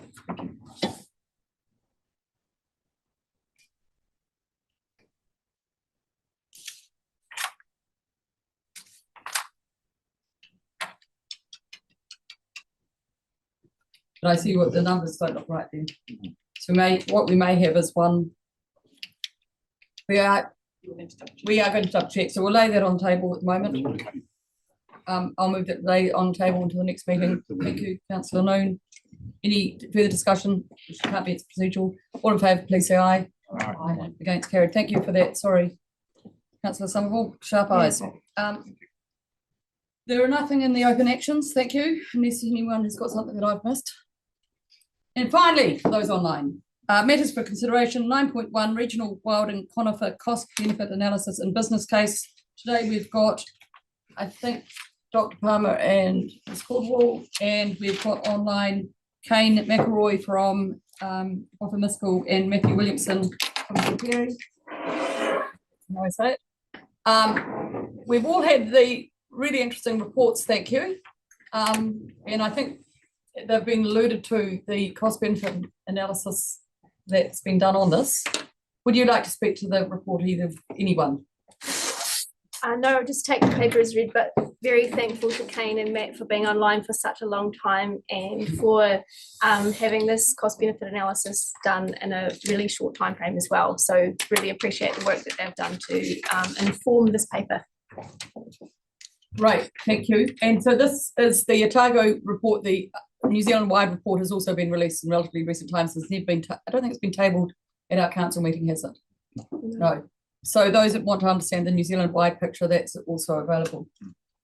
So did you want to, Matthew or Kane, did you want to speak to the reports at all, or just here to answer questions? They're just here to answer questions. Yeah, okay. Councillors, Councillor Laws. So in terms of the recommendations that we are going to be doing, they're all, as I understand, intended to be petitions essentially from ourselves for national funding to increase. I'm assuming we're working with all the other regional councils throughout New Zealand on this issue. Yes. So if we pass this motion today, that will simply mean that instead of Otago, individually approaching the new administration, I guess. Will simply be joining in with all the other regional councils in their attempt for budget funding for what the 24-25 budget to increase funding in this area. I guess we can decide whether we want to do that collectively. I think that would be a good idea, but we could also advocate for Otago to receive that funding because we have a clear benefit in our region for increased funding. But they're not likely to make an exception for Otago when there is a national wilding pine. We're simply making the case that there's a. Could we just check with the consultants whether check what the cost benefit analysis was like in the other areas compared to ours? Maybe be helpful with that. That's a good. Well, yeah. I can comment on that just really quickly. So we engaged them to do, ORC engaged them to do work on our region. I'm unsure, and I don't know whether they'll be able to comment on this or not, whether other regional councillors have approached them for the same information. Well, perhaps I can ask the chair. Have we got on the chairs to chairs meetings of regional councils? I imagine this is probably pretty low up on the agenda. Where are we at the moment? Where we're at the moment is that, the regional sector group has established national portfolios, and Charlotte, who is the chair of Taranaki, is the lead on biological management, which includes this. But particularly myself and Peter from ECAN have been working closely with her and with the regional sector and the Wilding Pine Network for a national campaign so far.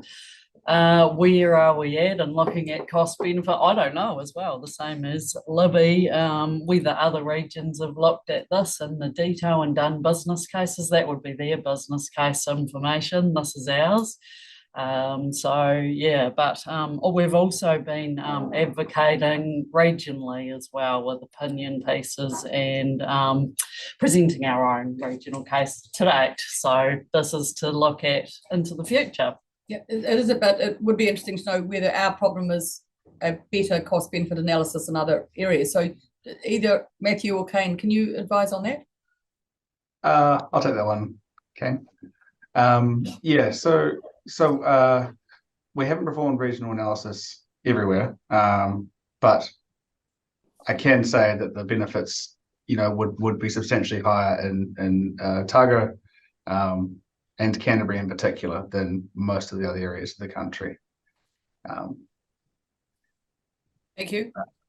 So it may be a joined up regional thing rather than national. Well, it's just that the motion as it stands at the moment. Remember, we're looking at option 2, which is being voted for us, and that's why I've asked the question. It doesn't seem to me to have an impact. That's all I'm saying. So that's just why I was asking the question. Which makes me also realise I should have asked one question before that, if that's okay. And that is, when I look on page 20 of the report, which is 129 of our agenda, it's got those costs in there on table 5. But because those are backward looking and that I'm just wondering whether we need to move that, push that to the right for our budgets, or whether, because we didn't get that money in the 23-24 year, and I'm not sure exactly what it was in the 22-23 year, whether in reality, if we were moving that to the right for the funding, or whether we need to change the first year, if that makes sense. I'll let Matt, do you have an answer to that question on table 5 around, and so the question is around the funding years, the financial years, and that it goes back in time to 22, 23. Yeah. Kane, sorry, is that the updated numbers? No, it's the one that was in the original report. And so it stemmed from the original CBA that Matt has completed at the request of MPI. And I'm not sure of the exact time frame of that, Matt, but that was last year was when all the data and information was provided by MPI. So that's why those figures are relating back to 22-23. I'll let Matt take it from there as to what that means for this one. Yeah, thanks. Yeah, okay. So Yeah, the one limitation with the CBA is that it is using 2021 values, which would mean that, you know, the spread since then, since late 2021, has not been included. That was one of the limitations in getting this done in the short time frame. So yes, those numbers would need to be adjusted for the recent bout of inflation, I would expect, and possibly changed slightly to account for that spread that has occurred since. Can I just add to that? What we had tried to do is with the release of the national CBA is we wanted to provide a really clear picture through the regional CBA so that you can almost compare the two and see where the cost benefits for the Otago region sit within that national context. If we had gone and revised all the numbers for the regional CBA, it may have thrown out some numbers and wouldn't have quite aligned as well as it does now. So if you think back to the national CBA of a benefit cost ratio of about 34 compared to here where we're looking at a benefit cost ratio of 90, sorry, what was that? 93. 93, yeah. So significantly more benefits for the Otago region, obviously carrying a lot of weight for the rest of the country. Yeah. The reason I'm asking that question, and just for clarity, when we move the motion, it's as I think we need to be clear that either we inflate those or we realise it may not be quite the same cost benefit benefits because it hasn't been inflated, and I just think we need to be aware of that at the start. Sorry, the other thing I would say there is that the benefits would also be inflated. Because of inflation. It would apply to both sides of the year. Yeah, okay. Okay, that's the way it's measured. Yeah, okay. I would have thought that you wouldn't get quite the same bang for your buck, and so the figure could have been down on the 1.93, 1 to 93. Yeah, it might change slightly, but the way that the benefits are calculated elsewhere, you know, would have increased. The productive land use benefits, for example, are based off the earnings before interest, tax, and rent, estimated for a hectare of farmland. And Matthew, as a farmer, I can tell you that's gone down. Okay. Well, I assure you, in the last 2 years, unfortunately. Well, the power prices have gone up. And the hydro benefits are based on that. For the purposes of advocacy for central government and the way central government chooses to fund, I don't think sweating the details around these numbers will make a significant difference. I think Michael's point around regional sector coordinated advocacy versus Otago specific advocacy is something that needs to be noted, and that it is already occurring. It is a very hot topic. But this gives us more data to have a more detailed conversation with central government around how around the bang for buck within Otago. Yeah, that's fine. Thank you, Councillor Scott. Cool. So as I understand it, the recommendation is to do the intermediate option, extend the investment. So why is that recommended as opposed to the option before it? Which I understand is represents the best value for money. I can comment on that because that's my recommendation, not Kane's or Matt's. So the reason we're advocating for the intermediate option, and we don't have to do that. This is just our preferred option. If we want to go with the minimum, we can do that, or you can decide to do that. But because we are supporting the Upper Clutha Wild and Conifer group through work that they're undertaking as well, if we were to not go with the intermediate option, that wouldn't extend to the areas of work that they work in. So that's why we've incorporated those extra 5 management units to support work that we're already supporting and increase the gains that we're getting in that wild and conifer space by extending out the number of management units that the work's undertaken in. Yeah, sorry, I've just lost. It's right. The option that's proposed is, I think from memory, to retain the area that's being worked on and retain the current activity. There's the prior one, the minimum one. It's page 101 of your agenda. Which one? 101. Paragraph 33 sets out the rationale for option 2.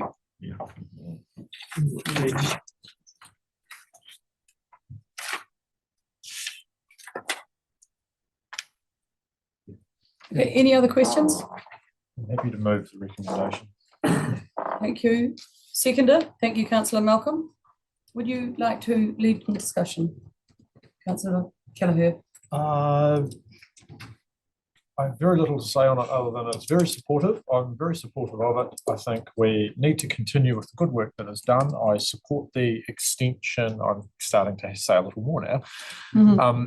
The extension makes complete sense to me. And the fact that we're looking to put the pressure back on central government is the way to go. Thank you. Any other people? Thank you, councillor. Yeah, Councillor Kelleher summed that up really nicely, but I think, yeah, this is a no-brainer for something that's otherwise a biological time bomb with a 93-to-1 ratio for the recommendation.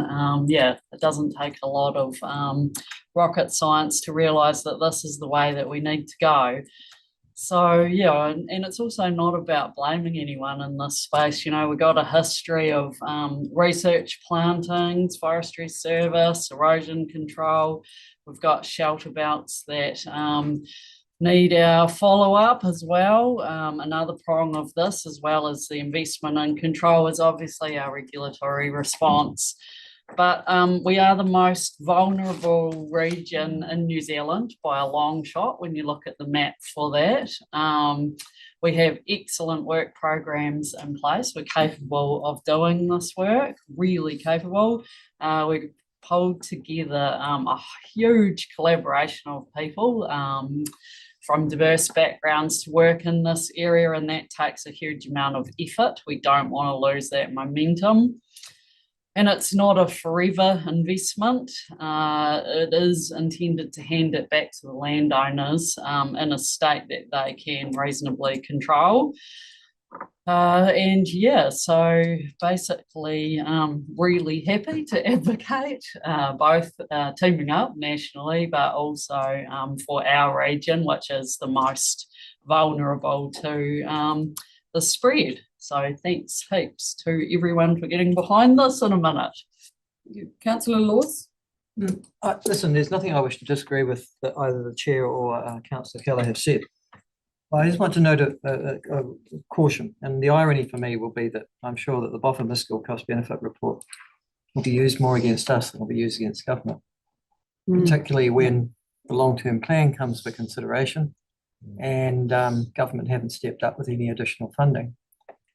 Listen, I think it's chaotic and frankly heroic to be petitioning government to spend more money on this issue when they have already indicated that they're going to be cutting government programs by billions of dollars of years, and that was already being promoted by the outgoing government anyhow. Jobs for Nature, which gave an enormous boost to wilding conifers, was always a political control. It's a short-term program for a short-term political benefit, and once it ended, unsurprisingly, it all collapsed and fell over. And the only issue now for the Otago Regional Council to consider, it's all everybody around this table, is are you going to step into the gap? That's the only question. And it's time that this council need to confront that. Government's walking away. It'll keep on walking. And for us to think that there will be more money in the 24-25 budget when the indication has been severe and significant cessation of government spending, as I said, is slightly chaotic. I'm keen on, listen, we all know that this is critical to us and critical to Otago. I think we need to have a much more honest conversation around this about how much money we're going to put in our budget. That's the issue for us to consider. And can I also say this, I'm not a great fan of local government New Zealand, you know that. I regard it as probably the most ineffective organisation in the Western world. But putting that aside, I think if we are going to try and impress people that there is a problem, we need to do a bit more than work with the regional sector and local government New Zealand on this. And the idea that the chairman of this particular group lives in Taranaki scares the crap out of me. So I'm thinking we've got local members in the Otago and Southern region. I know I've talked to Mr. Scott from ECAN. They've got new members and ministers in their areas as well.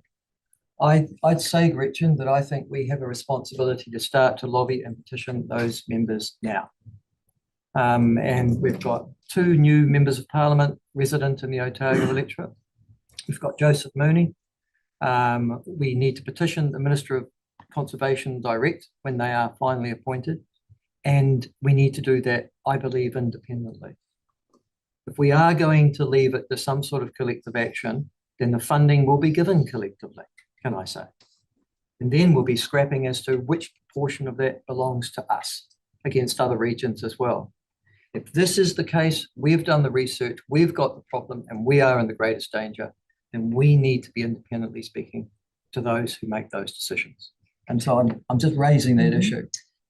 Yeah, it's not a debate, so thank you. Oh, well, listen, I'd be happy to. Yeah, no, if you want, do you want to do a subsequent motion, you can think about that later. All I would say is that the Otago Regional Council lobby central government independently on this issue. Do you want this as an amendment or as a subsequent motion? Well, it'd be number 4, wouldn't it? As an amendment? It's not here at all.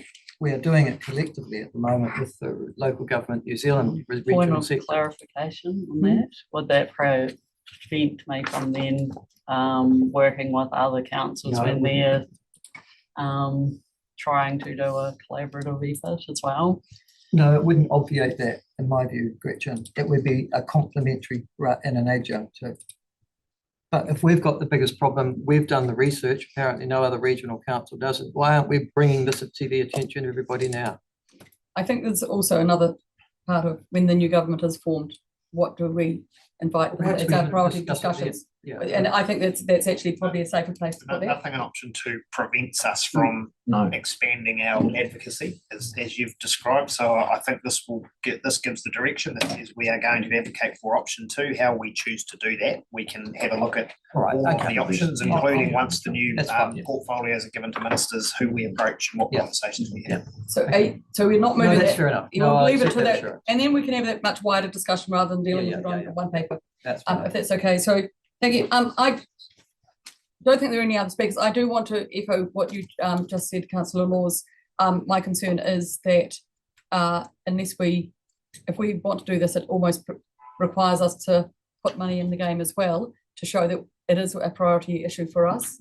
And I know there are other issues that we've got as priorities as well. So I think we need that higher level debate about what we really need wins on the board with the new government on, and they may be in public transport and they may be in flood protection works, which Dr. Palmer's told us about and everything. So I think we need a clean slate to have that discussion with.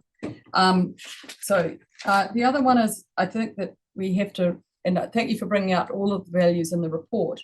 The landscape here is such an important part of Otago and all of its businesses, and how it looks and feels as a place that I think we can make a differentiated point of difference on that. It isn't just about the trees, it's the other things that happen because of the trees, and whether that's other pests or water shortage and everything else.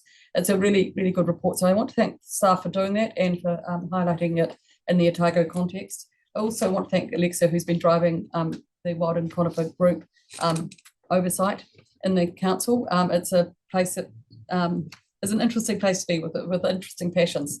And finally, I want to say this stuff wouldn't happen if it wasn't for passionate people in the community really pushing us to be in that space as well. And just acknowledge the hard work that's right around in all of those communities, and the ones that don't necessarily come to the table to tell us that they're doing that great work. There are a lot of landowners who are behind this and doing work, and acknowledge that as well. So without any, right of reply, Councillor Kelleher. No, I'm all good. Thank you. All in favour, please say aye. Aye. Against? Carried. Thank you very, very much for bringing this paper. Thank you, Kane and Matthew. Great stuff. Thank you. Thanks, councillors. Thank you.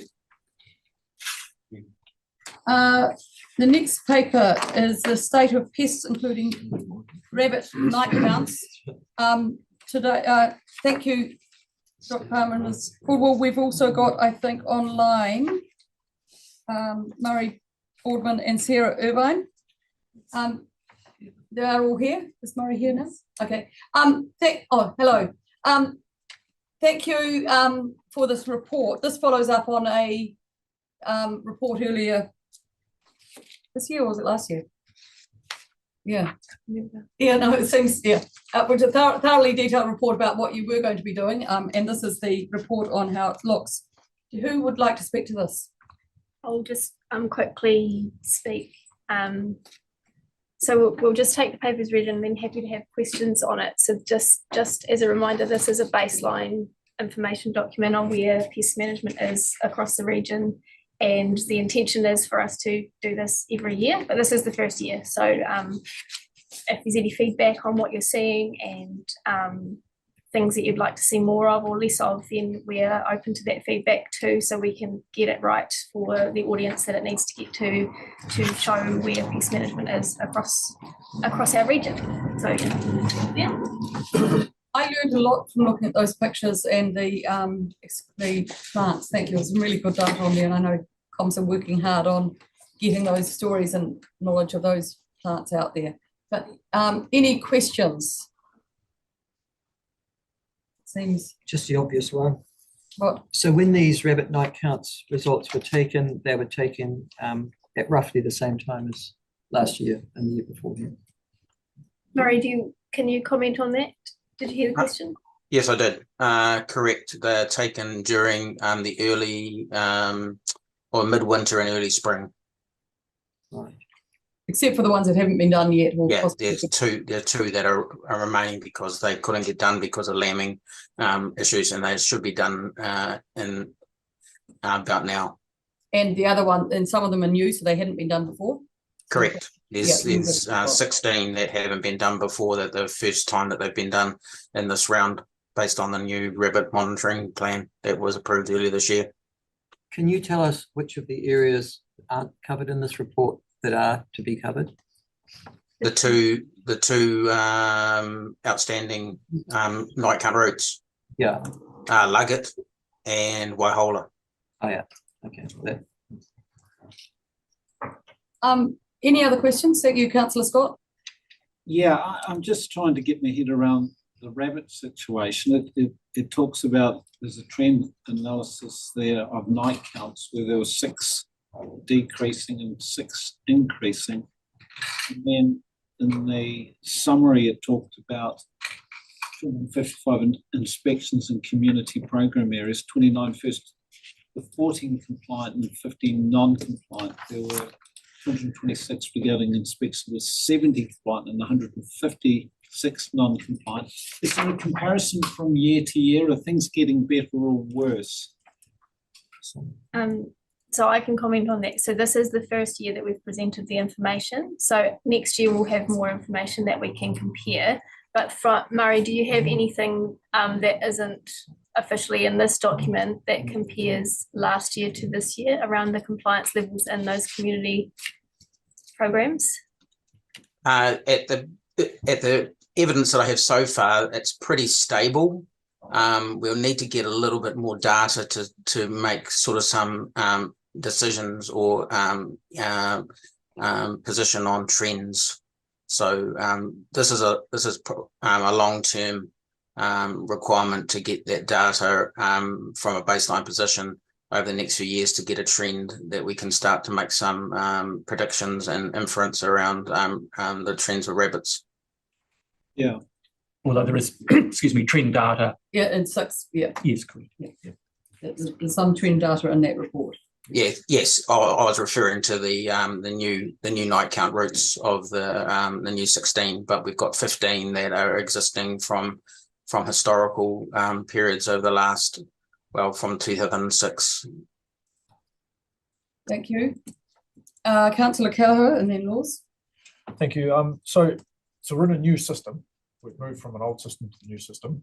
So what we're now doing is annual snapshot type counts on the same sites, the 1 kilometre length sites.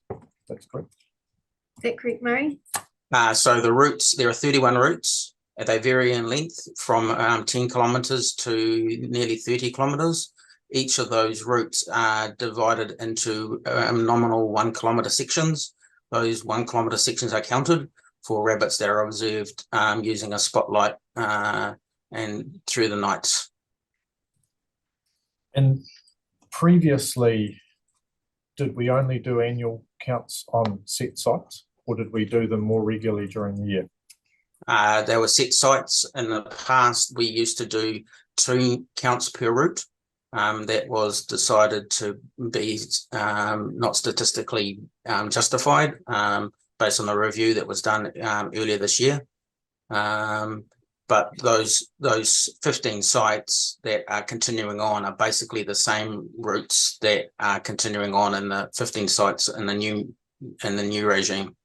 We had a report, remember that we set these, yes, this change, yeah. So just to clarify, when he said 2, we did 2 night count routes. They were back-to-back days that we would do them. But we've had a review done by some consultants which advised us that for statistically we didn't need to do that. We could save some time and just do 1. Right. Yeah. And then do we do some truthing so that we can get our, I suppose, have an understanding of the parameters that we saw in the previous year, because we're on private land. What might have been done from a farming perspective might be different that next year, so that in each of these sites, if we're only going to look at these things once at the same time, we're going to have lambing issues with that. So we may have our timing wrong. Do we do that truthing with the landowner to ensure that we have the sort of base parameters incomparable to the previous year? So we'll have some relevance of the data we're gathering. Yes, we do. We don't want to control. So a good example of that would be if a sheep and beef farm put in some crop that they hadn't had before, and rabbits might not be as prevalent on a cropping paddock as they would be in a grass paddock. So we don't want to control the farm system by saying you can't change what you're doing on it, but having that information that we report back into our night count routes and how we report that is important, so that we can then, if there's 1 year that's really low levels, we can potentially link that back to what cause that could be. It could be climatic, it could be that there's been a whole heap of rain, could be they've changed their land use, and then we can see how that trend goes going forward, because they might continue to crop, and that's a good thing if that means that the rabbit numbers are decreasing. But then they might just do that for 1 year and then they go back up again. So then we statistically can remove that point in time over time, so that it doesn't skew our results to show it was really low here and then it went high again, something's going on, but it might be something simple. Thank you. Does that make sense? Yep. Just for people's, remind them, it was February, and for anyone online, it was February this year we had a paper on the rabbit monitoring, and we chose to take this this methodology. Yeah, just for, yeah. Councillor Lawrence first, sorry, and then Councillor Melton. Just to the right. I get that you're doing these locations. There's a very convenient figure A1 map there, obviously, that outlines the places where existing and new regional counts, rabbit counts are starting. But then you make a note in clause 3 that these are located in rural farmed areas. They're not appropriate in semi-rural and peri-urban areas. Now, from anecdotal evidence from my constituents, they would say that those are the most likely areas to get rabbit plague. So have we got any form of measurement of those areas at all? So I can comment on that. So the following sentence in that paragraph 3 is that because of that, there's different methods that we're trialling to assess the prevalence of rabbits across in those peri-urban areas. That's also covered off in the February report. Yes, but if you're trialling them, I would have anticipated you would have had some results. Do we have any? I don't think we have any results yet, do we, Sarah?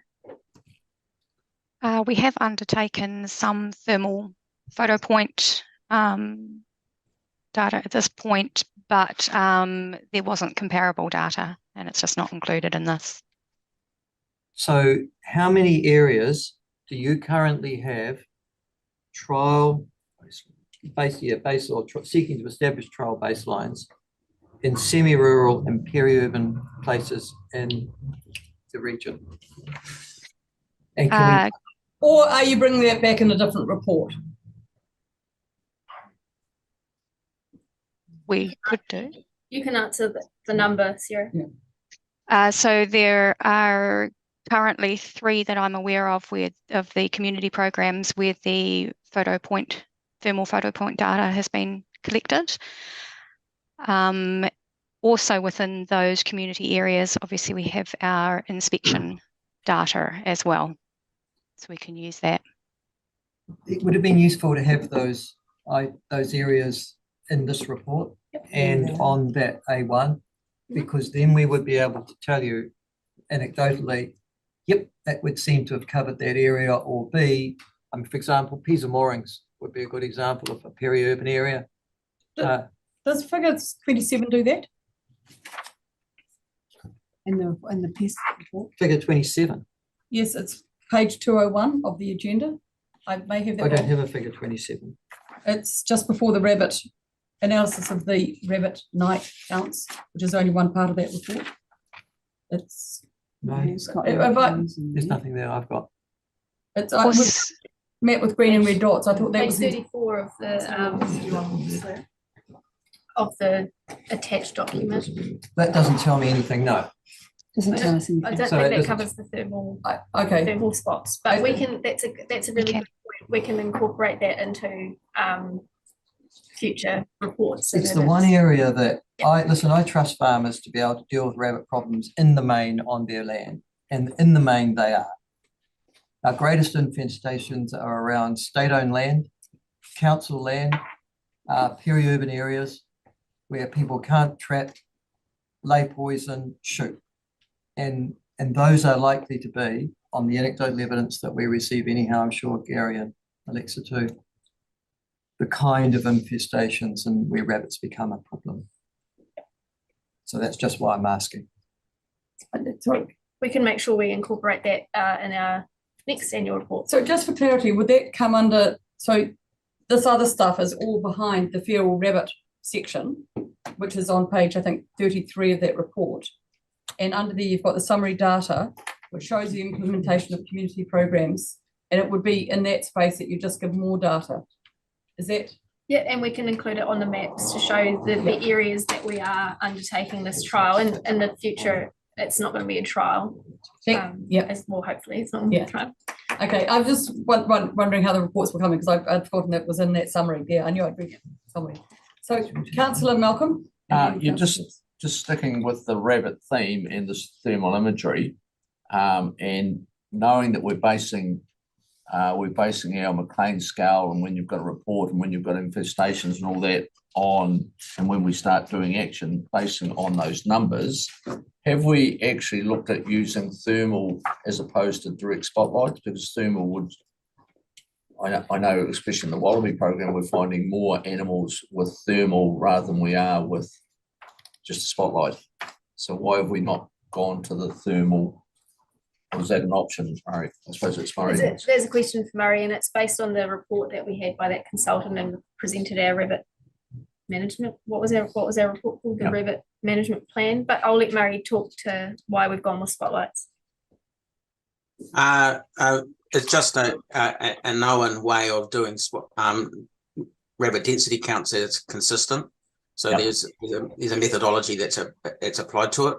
So that's the major reason that we use it for at the present time. But we there is always adapting technologies that we could look at going forward. So it's not a static area of assessment. Yeah, so it's a possibility going on further, because currently, if you're doing it right, you're not actually, sort of in my own experience, with the difference between the spotlight and thermal imagery, thermal imagery will give you a more accurate count of what's in there if it's being used correctly. There are some limitations of thermal imagery at night that I'm aware of. So these are trials that we can do. So one of the things that I would like to be seen doing is doing a night count by spotlight and then doing a night count by thermal imagery and see what the differences are or the similarities that there are in it. That's good. Thanks, Ray. Thank you. Thank you, Councillor Forbes. I've got three pests that are becoming real problems in our peri-urban areas where I live.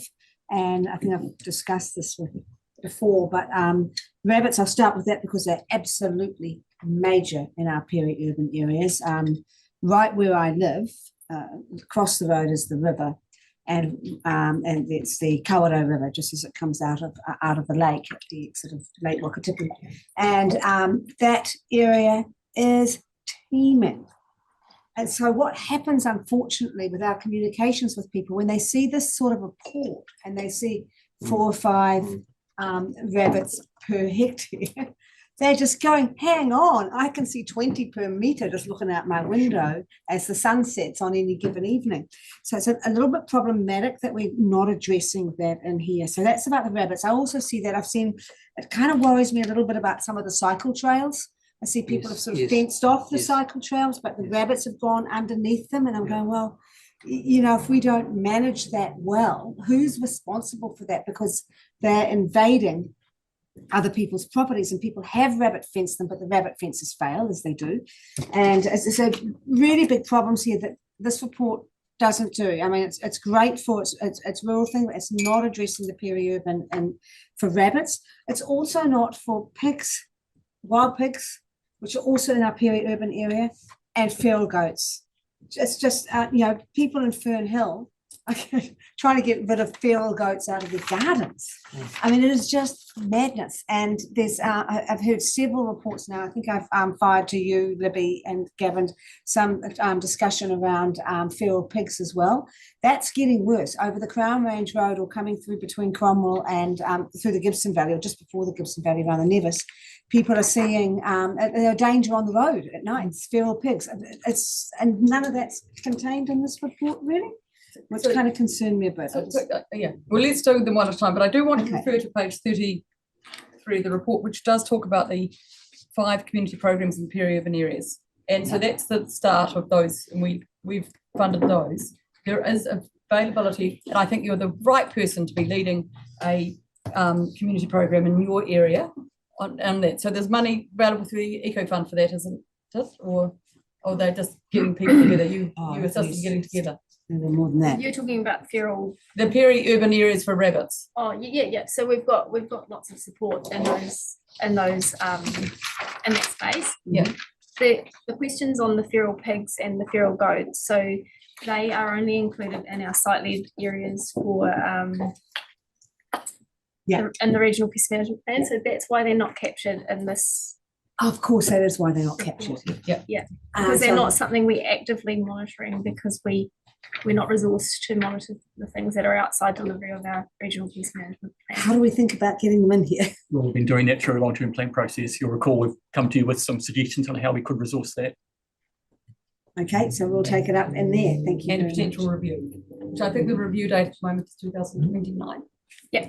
2029 for the state. If you want to bring it forward, that is absolutely in the hands of the councillors. But and discussion around the state. Sorry, Councillor Robertson, apologies. Were you saying something? No, it's all Sorry. right. Okay, thanks, Chair. My question is whether or not we are I suppose the question is, are we resourced to effectively monitor and report on these range of pest species? Obviously, we'd need to prioritise, but from looking at the reporting, we've got a lot of data there on rabbits, which is great.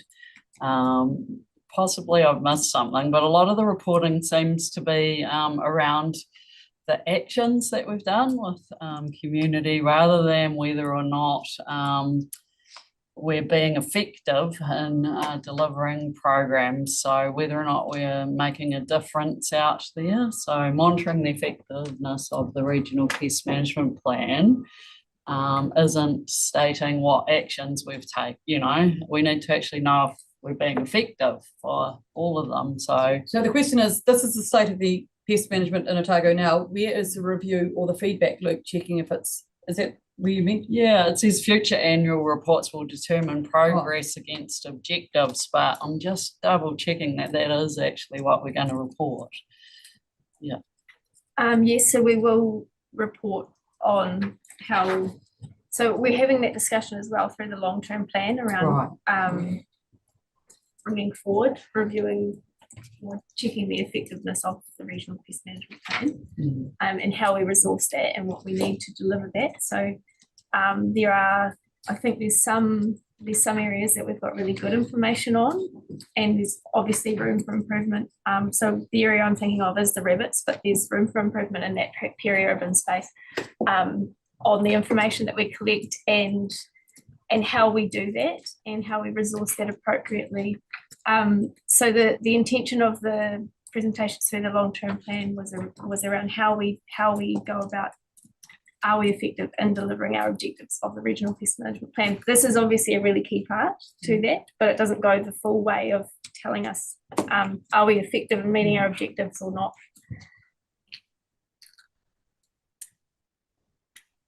No other questions? Sorry, we have Kevin. On plants, if you finish your rabbit. The whole report is on it. I'm glad we're getting back to something other than rabbits personally. Cool. I'll hop into something else then. Page 185 and 86, you've got a couple of plant species pests there, burr daisies and Cape ivy. And I'm just interested on your summary of data that you've produced there. You've done 3 inspections, and this is on a small block in up the Waitaki Valley. So there's 3 inspections been done, and you've done 1 re-inspection and it was still present. And on the Cape ivy, you've done 15 inspections, you've done 11 re-inspections and 2 were clear. So what is the process that we're using? It would seem to me, especially, and when you read what these plants can do, what's our process of getting rid of them? And who have we talked to since someone's brought them to our attention? And what is the process? What is the process of getting rid of that species? Although I see they are under progressive containment, I think is the status we've got them under. Yeah.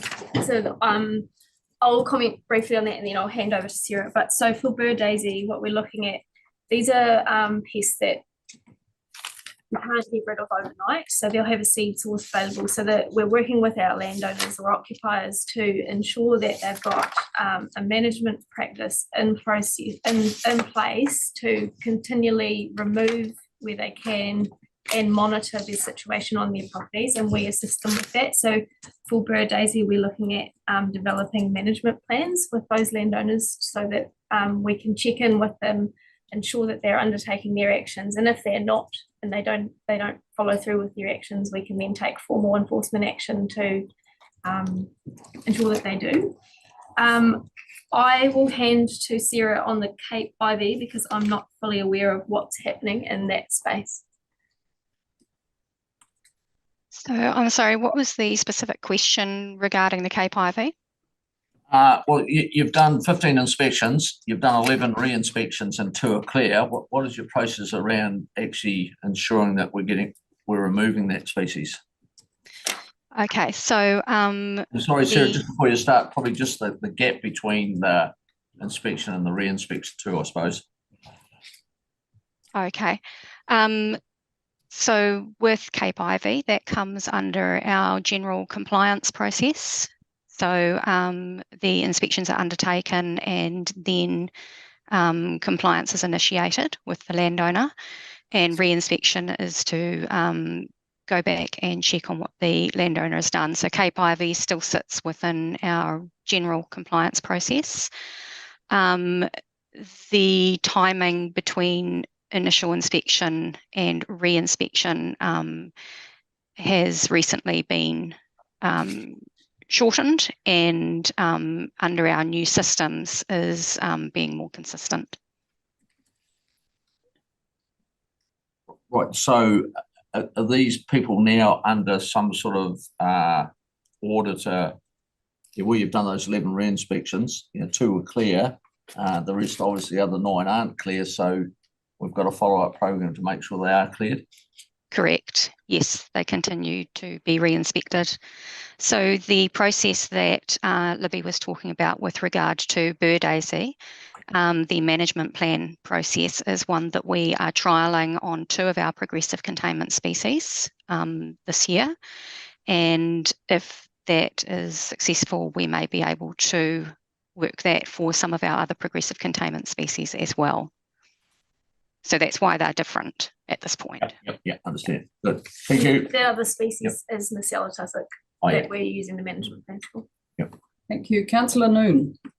Sorry, Madam Chair, thank you for the opportunity. But just going back to Gretchen, or Chairperson's question about monitoring the success of pests across Otago.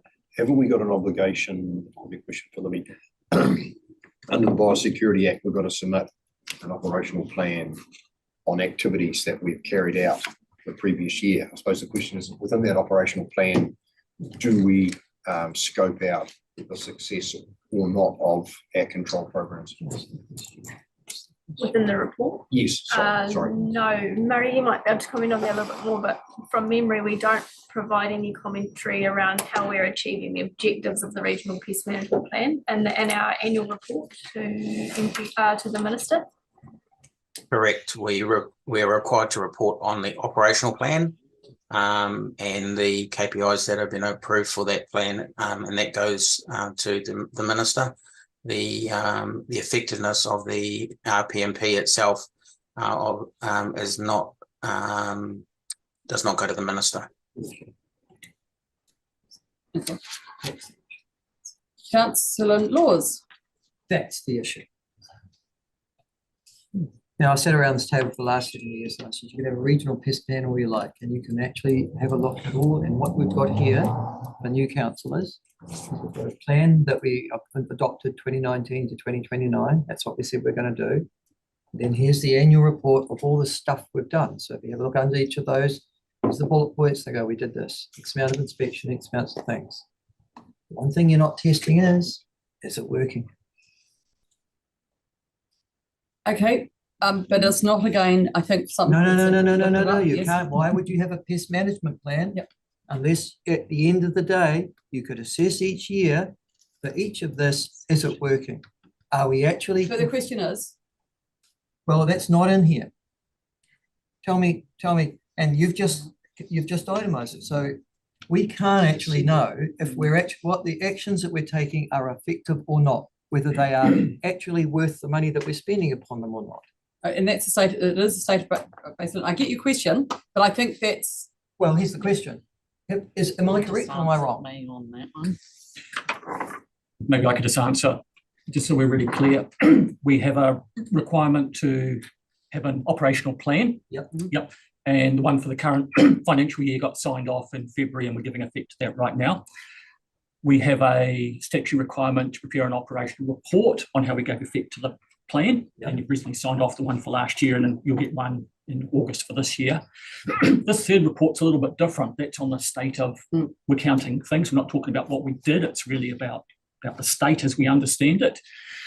What you're talking about in terms of plan effectiveness is something we're having through our long-term plan discussions about whether you want to bring forward a plan review and the timing of that very formal effectiveness review, which is, as you have highlighted, is different to these three reports. But wouldn't you, with all due respect, why would you split that? Wouldn't you, when you do your annual report of all the stuff we've done in the pest management area, you'd actually, after you've measured what you've done, determine whether or not, for our point of view, it was effective or not?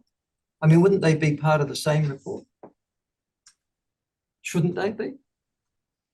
Well, it isn't today. And can I ask a question? The Minister's requirements set out report on. Well, on operational plan. So that's the short answer, Michael, is it's not a requirement of the Minister to report on that. No, I'm not interested in him. I'm interested for us because we're spending the money. You're asked why. The reason is that the Minister requires a report and we deliver on those requirements. So that's the. So if we want to actually work out, can I ask you then, Richard, if we want to work out whether or not how we're spending the money is effectively spent and it's actually having an impact upon this pest that we're specifying we want to go after, do we have to do that separately? Or do I might defer because I'm not an expert in the space, but Gavin will have an idea. My sense is it's a different piece of work. Yeah, I agree with Richard. I think it's a different piece of work. Those annual reports are very technical. You know, what have you done in the year? They're not going to pick up those long-term trends. So I think I think it's a different piece of work done to the rigor required for a plan review. Certainly we'll have commentary around our annual reports as to, there'll be some commentary, but it won't be to the level of rigor required to then trigger, hey, we need to change this rule or add some rules. I think it's a different thing. But that means that when I review the plan, if I don't know how it's working on a yearly basis for all the work, you could have just blown all that, it's not you, but the council could have just blown all that money and it's ticked all the boxes, the good bureaucratic boxes, but it actually hasn't done a bloody thing to confront So or combat. in the long-term plan preparation and the early conversations we've had to date, there has been staff have promoted bringing forward some investment to do exactly what you're talking about before we make any further decisions on how much more we spend on the doing, and that let's actually have a really good look at is what we're spending effective. So that is coming as part of this process, and the staff recommendation is we should do that now. Prior to the LTP.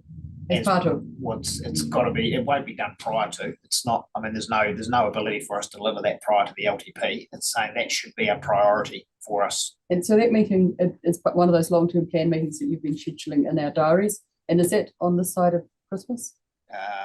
We will be having a run through this side of Christmas. Yeah. So it's about, and that's exactly what I was trying to get to ask Richard, is when is this likely to be in that? It's a really good question, but it's not about, and this is a noting report for what is now, and that stuff is in the long-term plan, and it would be great to have that discussion then because of the review. We've had this plan since 2019. So you mean for the last 4 years, 5 years, we've just been going along, tootling up the stuff we are, not actually seeing if it's been effective. Well, I think in some communities, some people have heard some really good stuff. Some stuff is happening really well. And this we're is not measuring it. We're actually not seeing if our pest management plan, which we implemented in 2019, is actually working. Because we've never actually measured it. Is that right? Not for this report, we haven't. This is about the state now. I appreciate where you're going for, but we've got an hour all right, to okay, get through. Gosh. And if this was an issue, it would have been really good to have highlighted earlier. So it's a good discussion that's come out of questions. I think, Councillor Robertson, Gretchen, Laws and Noon for their discussion on it. But I don't think we can fix it in a noting report, which is about the baseline now. I think they're really good points. We need to get through the agenda, so I'm going to be as chair, tough, and stop that discussion on that point now. Councillor Malcolm, did you have another question or have you tired yourself out? No, I'm just saying that we've sat around here for these number of years, and in any particular time we could have asked for an effectiveness review, but staff have reported the way we've actually asked them to report. But really, when we write these plans and policies, we should have effectiveness review for all these policies at certain times, so we know when that's going to happen. So, thank you. I'm very happy that the staff have brought it forward that we need to do that. I'm not critical of staff. No. I want to move the voting report, and I do want to say something after that if I get a seconder. Thank you, Councillor Forbes. Several things I want to say on this. Great stuff, and I think we focus. I know it's a huge problem, the rabbits, but some of the comfort that I get from the people going out and inspecting some of the plants, the fact that we haven't got incursions in Otago that have been elsewhere, and they're really huge risks, and that people are looking out for them, is great. I think the knowledge out there and the fact that there are a whole lot of plans in place should we get an incursion, which is good to see, good proactive stuff to react with, is great. The use of IT, and after our discussions yesterday about putting these things on maps and GISing, shows how effective you can be in telling the story of where these things are, is really good, and even just the presentation of those information sheets has been fantastic. So thank you to the quality of the report writing. And I also wanted to suggest that some of these things are fairly localized, but there are outliers, and I hope we're referring some of the stuff, once we've got the report, sending them off to some of those catchment groups. I'd see that I think Cape Ivy, or one of them, is in Oamaru, one spot, and it'd be really good to know that those people are being highlighted and using those other channels we've got in the community to highlight those pests, not just keeping these reports to ourselves because these are owned by everyone in Otago. But great stuff, good to know that stuff is happening. Yes, we can always do it better, but this is a it's a long wind changing a ship and these things, and it will take time, but there's some good stuff happening in the short term. Any other speakers to that? Thank you, Councillor I Robertson. just wanted to reinforce your words that it's fantastic to be able to see all of the actions that have been going on. It's really lifted our game and our collective game with a whole lot of other landowners and other agencies to work together, and you can see lots of examples throughout this report where that is happening. So that's really fantastic. On the value of data like this, but also it sounds as though we're doing some thinking around even further data. It's really important that people can clearly see that their efforts are making a difference or not making a difference, or where we can target our actions. And that's not just around plan reviewing time. So the purpose of that data and why we may want it as a council is illustrated through this report, but could be even better into the future. And that's something for us to consider as a council. But thank you so much for the report, which has sparked off again us thinking about that and what our role is. A lot of it is non-regulatory as well as the regulatory, and just what is the value to the ratepayers from having a bit more info on how we're actually going and controlling pests, which have a massive impact on a lot of values, as we've just seen with wilding conifers, but with a lot of other ones too, in terms of cost benefit if we are onto them. So yeah, thanks. No other. Sorry, Councillor Kelleher. Thank you. Look, I think across the bulk of the other pests, it's great to see the level of inspections and then the action that's following, and it's great to see other groups, the community interaction that's like the Nacella tussock actions that are being taken.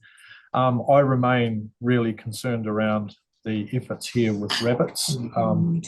I think what we will see in this model, and it's not a criticism of staff, but I think it's a criticism of where we've evolved to, that we will get this detail and we will continue to have these ongoing areas of real issue that until councils and until government departments step up, we will get that peri-urban issue continuing. It's only going to worsen. I think by and large, the rural sector are doing a really good job with rabbits. They've really stepped it up. And they're doing that off their own bat, really, because they don't want to have to live with this pest. And so they do the checking of fences, they do the ongoing maintenance. And whereas I don't believe yet that the Linds's of this world and the councils themselves, that they just react when someone complains. And so what I think we will see in the data here is year by year, it'll be something that's just a snapshot and it can't be that heavily relied on. So I'm nervous. Right. No other speakers. I think we're going to be reliant on my, since I moved, I'll say reliant on the passion of local people lifting that game and hopefully proving you wrong, Councillor Kelleher.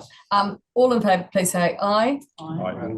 Against? Carried. Thank you. Can I just have a subsequent question, just in light of what otherwise raised in that isn't about this report, but understanding the manual input of data that you've collected, because we're discussing GIS and IT the other day. What it's like to input some of the data when it comes in from those night shoots? Is it an absolutely tedious job? Yes.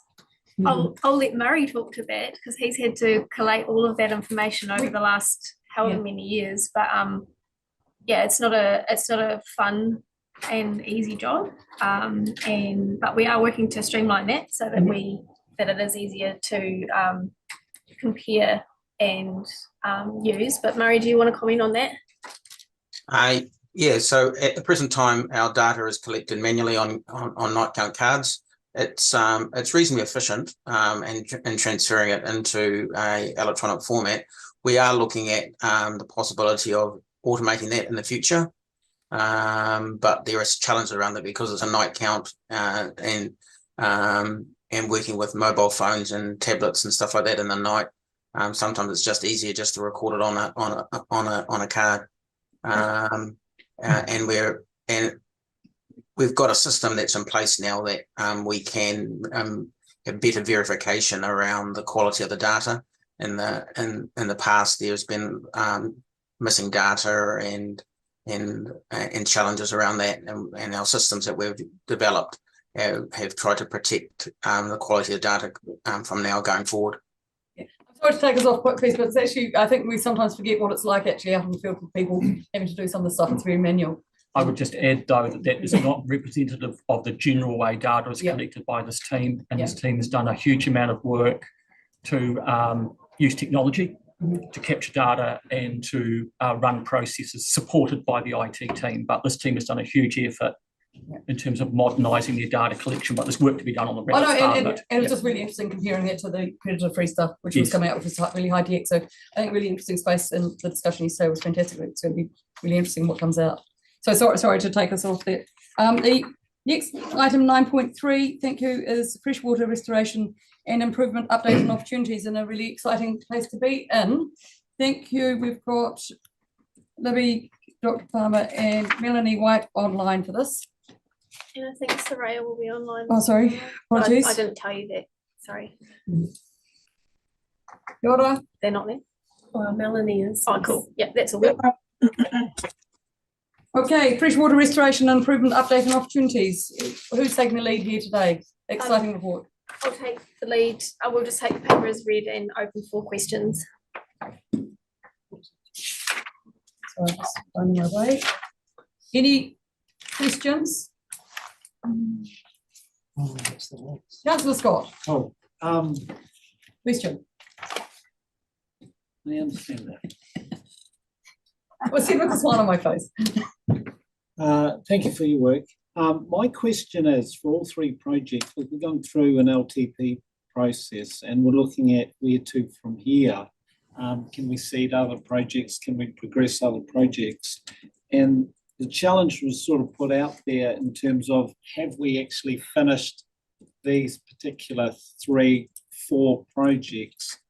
Of course, we haven't finished them, but the question is, how close, how are they progressing in terms of all the expectations on a timeline and on a budget?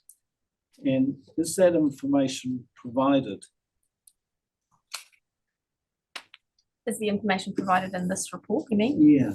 Yeah, so we haven't provided the information on the budget and the timelines. The timelines have changed, and we have presented information in the past around our timelines, and we have to do that through our open reporting each year. So I'm not going to talk right now about the Toitū Takapūpu project because that's different, but I'll talk about Lake Hayes, Tomahawk Lagoon, and Lake Tuakitoto. So for Lake Hayes, we have had some delays and some changes in our program of work that are across the last 3 years. So originally the intention was to install a culvert, but we have done some investigation and found that potentially the culvert wasn't going to be the solution that we thought it would be. So we've changed the program of works there to do some work downstream of the culvert to open it up so that it can flow better, and hopefully that will help with some of the water quality issues in Lake Hayes. So that's one example. In Tomahawk Lagoon, we are relatively on track with our delivery of the outcomes we were seeking, and we had Eco Otago here this morning with the catchment group leader and Sally from the nursery, Smales Beach Trust Nursery. So the outcomes that were sought for that project was to support the development of a catchment group, which we continue to do, but that is really an Otago catchment communities led thing. Yeah. And we're there to support that. We also needed to engage someone to produce an ecological report, which we have now done. And the other thing was to install a water quality monitoring site, which those things I understand all that, but last week we're having a debate in the LTP. We're talking about where to from here. Can I just encourage for future reports that it's quite succinct in terms of saying that maybe how far it has progressed and what the expected completion date is. Because there was some discussion at the debate that, hang on a minute, we need to keep going and finishing these. Well, we need ongoing information to see where it's at, both financially and progress on the ground. And to be fair, Libby, I'm actually, I was very heartened, for example, the Tomahawk presentation. So, don't let me put dispersions that it's not good progress. We just need to know where it stands. Thank you. Councillor Kelleher. Thank you. This is an awesome paper because we're actually doing something. We're actually achieving something that, and especially the Lake Hayes one is the one I'm quite interested in. It'd be quite good for us to be able to go and have a look at that at some stage if we can in the future, because it is nearing completion. You highlighted that the downstream of culvert is now the focus that we'll hit on, although what we've highlighted in here, or what's identified in here, is the actual physical works for augmenting from the Arrow scheme into the lake.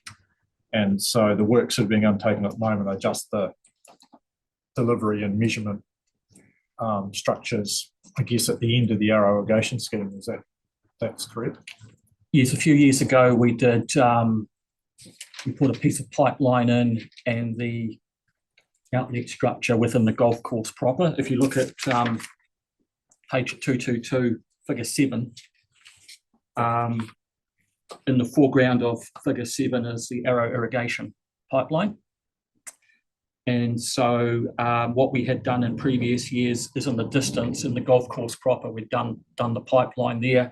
What we're doing now is just a hook up between that bit that was put in a few years ago, which is the trench in this photograph, connecting it back up to the Arrow irrigation pipeline, then sticking in the flow meter, which we're still waiting for, and an actuator for the valve that's gone in.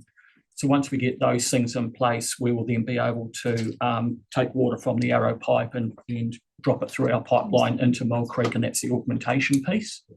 So we're aiming for commissioning of all of that next month. And so we're just working through the detail around the commissioning. It's obviously contingent upon supply of those items and a few other bits and pieces, but we're working actively to commission and introduce flow into Mill Creek next month.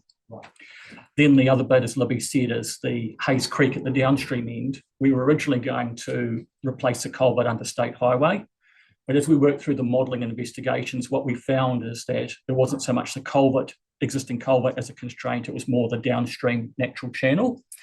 So we've decided to not proceed with construction of that culvert. We're just getting the consent for that, and then we'll just park it up because we might do it.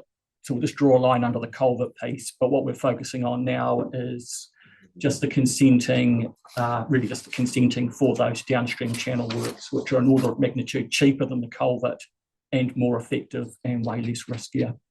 And so we're planning on doing those in the next couple of months too. And those are the substantive things that the ORC is delivering at Lake Hayes, in addition to the upgraded strategy, which will be our next piece of major work. So yeah, it's all coming together on the ground. Yeah, great. Yeah. Okay. Thank you. Thank you. Councillor Forbes. Are we still in question time? Yeah, some questions. So I can leave it for a bit because my question's been answered. Thank you. Any other questions? There are no other questions. Yes, there is. Councillor Malcolm. Yeah.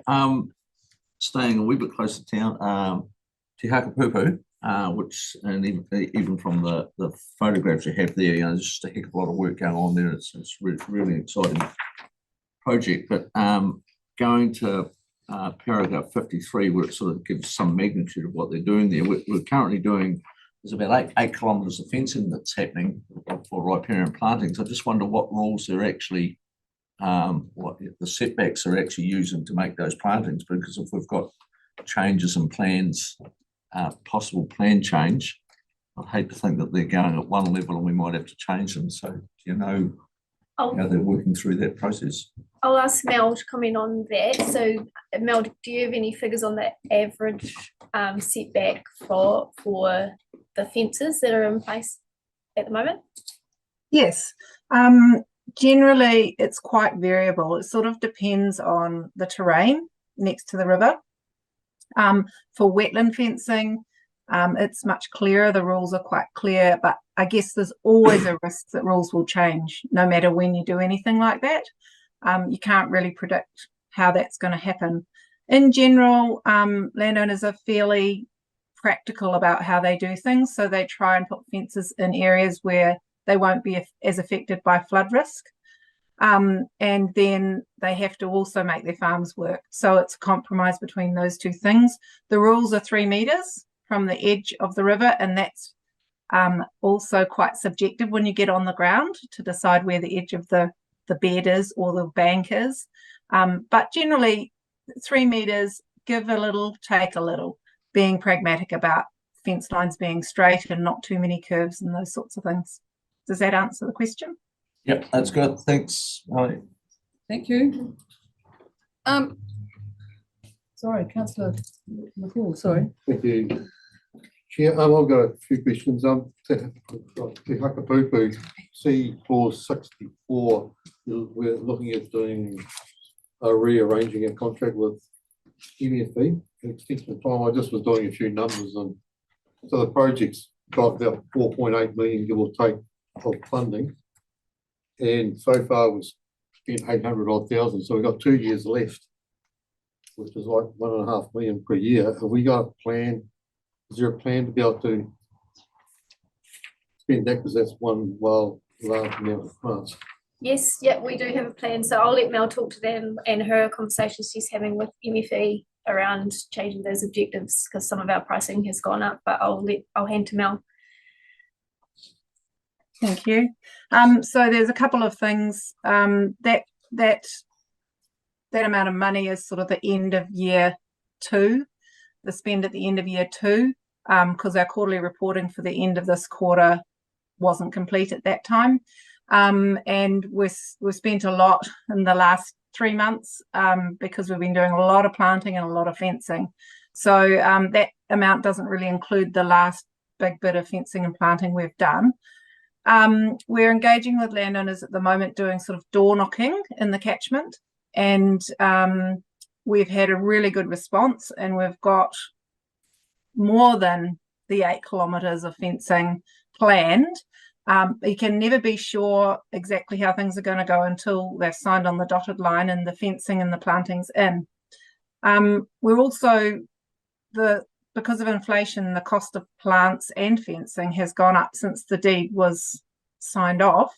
So we have gone back to MFE and asked for a change request to reduce the objectives of 100,000 plants and 60 kilometres of fencing, so that it's more something that we absolutely know we can achieve with the risk of landowners changing their minds.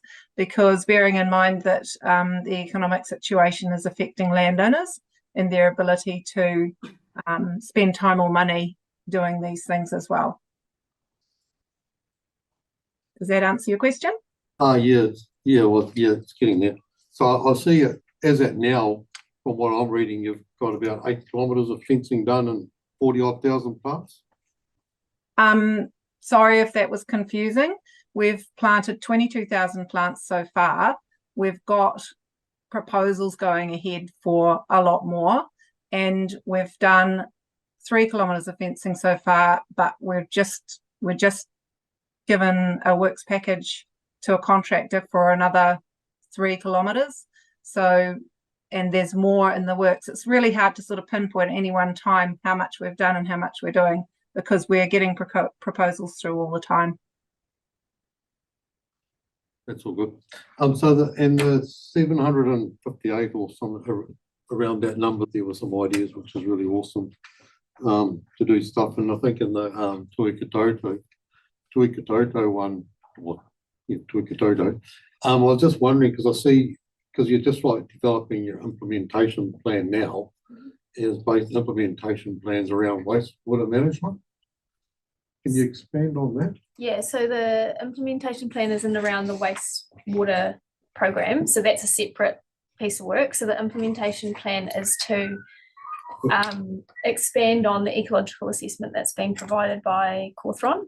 So we need to take their report and put it into an implementation plan that aligns with budgets, so we know what we're going to deliver over the next however long. So there is a separate piece of work that we're undertaking that is to do wastewater education, so septic tank education with landowners in that catchment, to upskill them around what the impacts of if their septic tank isn't functioning properly, what the impacts of that is on water quality, and give them some advice around what they can do to make sure that they're implementing best practice. And it's a non-regulatory conversation. So we're working with our consenting and compliance teams as well around which ones have a consent. So that they can deal with ones that have consents and ensure that their consents are being complied with. And we'll be working with ones that have either existing use rights or don't have a consent. Yeah, so as a community, know about that? Not yet, I don't believe. We haven't done any advertising of that.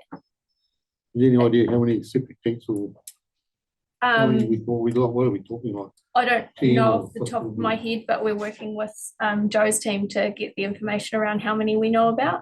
But it would be a generic education program that it's not going to require people to have to do something. It's trying to get them to invest and make their own decisions around how they can improve water quality in the area. Probably one comment there, if you get some resources around septic tank management, it would be really good to have shared across the whole of the. So the question is, how are you going to make sure it's shared around the rest of the community after you've done it? Oh, absolutely. So this is a Yeah. pilot. We'd like to roll this out in other areas as well. Yeah. So we'll have resource available on our website for anyone who wants to know. When the catchment advisors are out talking to people, they can give the advice as well because they'll be upskilled in this. Sorry, and if I can add, we already have existing resources on septic tanks on our websites, on our website and other resources. So again, it's building on what we've already got and trialing that in one specific area to see if we can do something more or better or a different way to achieve a really positive outcome. So it's leveraging what we already do and working in with the community at the moment on that. Can I just ask Joe a question?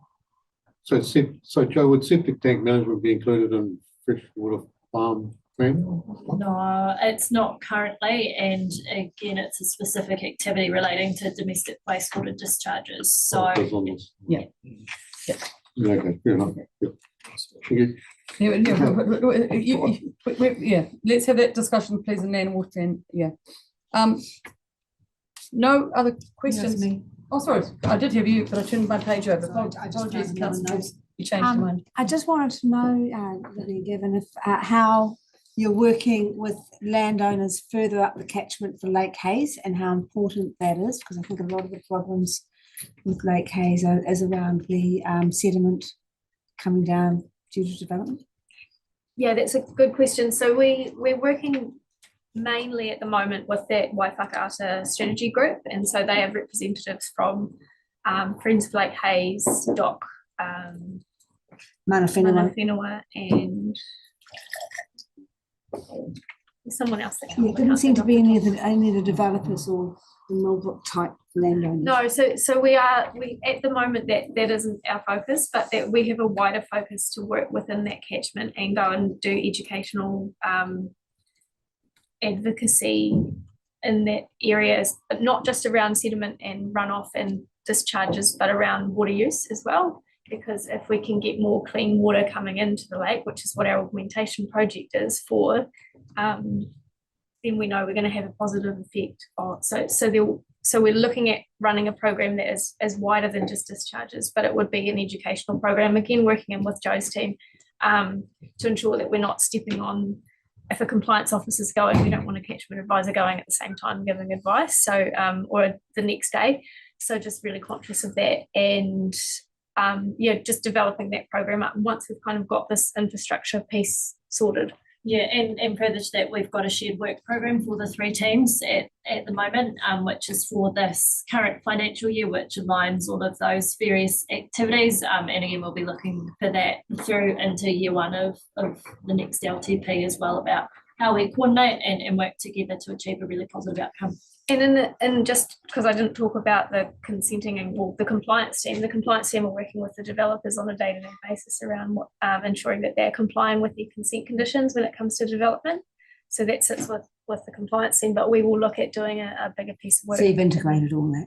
Yeah, we are integrating it. We're not rolling it all out yet, but yeah. Thanks. No other questions. I've just got a couple. Michael Decker's ringing in my ears. Tomahawk, and you've done it with Te Haka Pupu and Pleasant Really? Can we start using that term? Because I know it was one he was really passionate about. Is there anything that's stopping us? I know that EV has said we can use whichever way we prefer. And it's just a nice way of getting it in there. I know there's some strong interest there in that. And the other one, if we changed or reduced the project at Te Hakapupu, will it reduce the effectiveness of that project? We went out proactively, I think, to engage with the MFE to get that money. If we pulled back, is it likely to be as effective? And I appreciate costs go up, but that's the problem when we go into a project. Will it have if we don't do as much fencing or as many trees, will it still benefit that? Or is that now at risk at scale? That is not at risk. And so that's why we're having the conversations with MFE around making sure that the objectives that we have will still meet the outcomes. And we're really confident that the outcomes will still be met, which is to improve water quality of the estuary. Absolutely fantastic. Thank you. And just the PR one about the Lake Hayes and the change of the process. I think a lot of people still think the culvert's going to change. And, you know, ODT, if you're online, it'd be really good to get some promotion about it because there's some really good thinking going in there and really good community support. And it'd be really good to get that people understanding that the program has slightly changed. I still get people up there asking me about when's the culvert going in. Yeah, we're working with our communications team around how to communicate that with the community.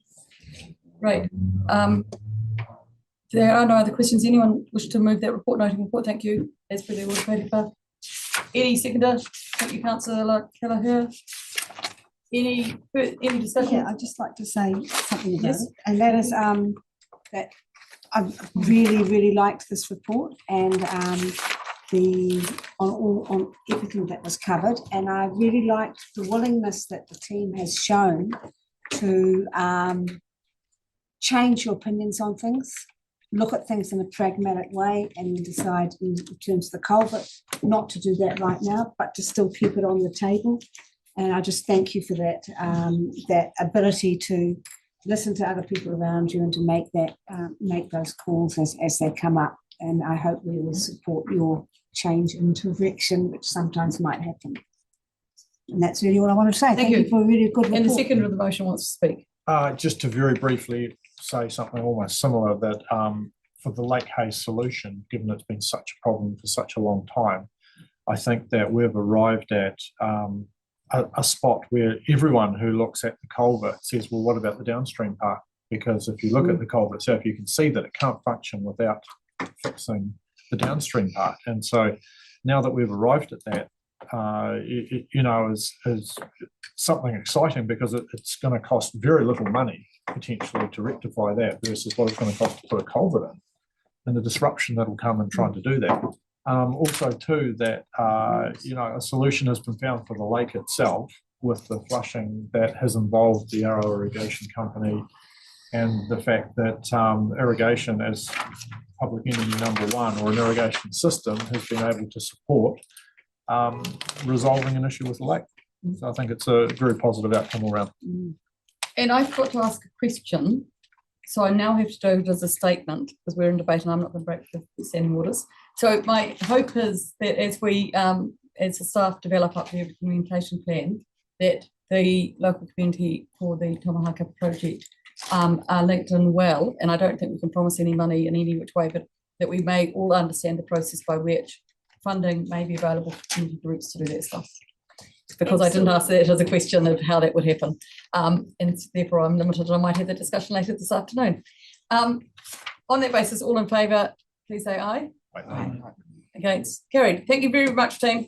Great stuff. Large funding request. This is Anna Malloy, who's been waiting patiently online for hours, I think. And now left us.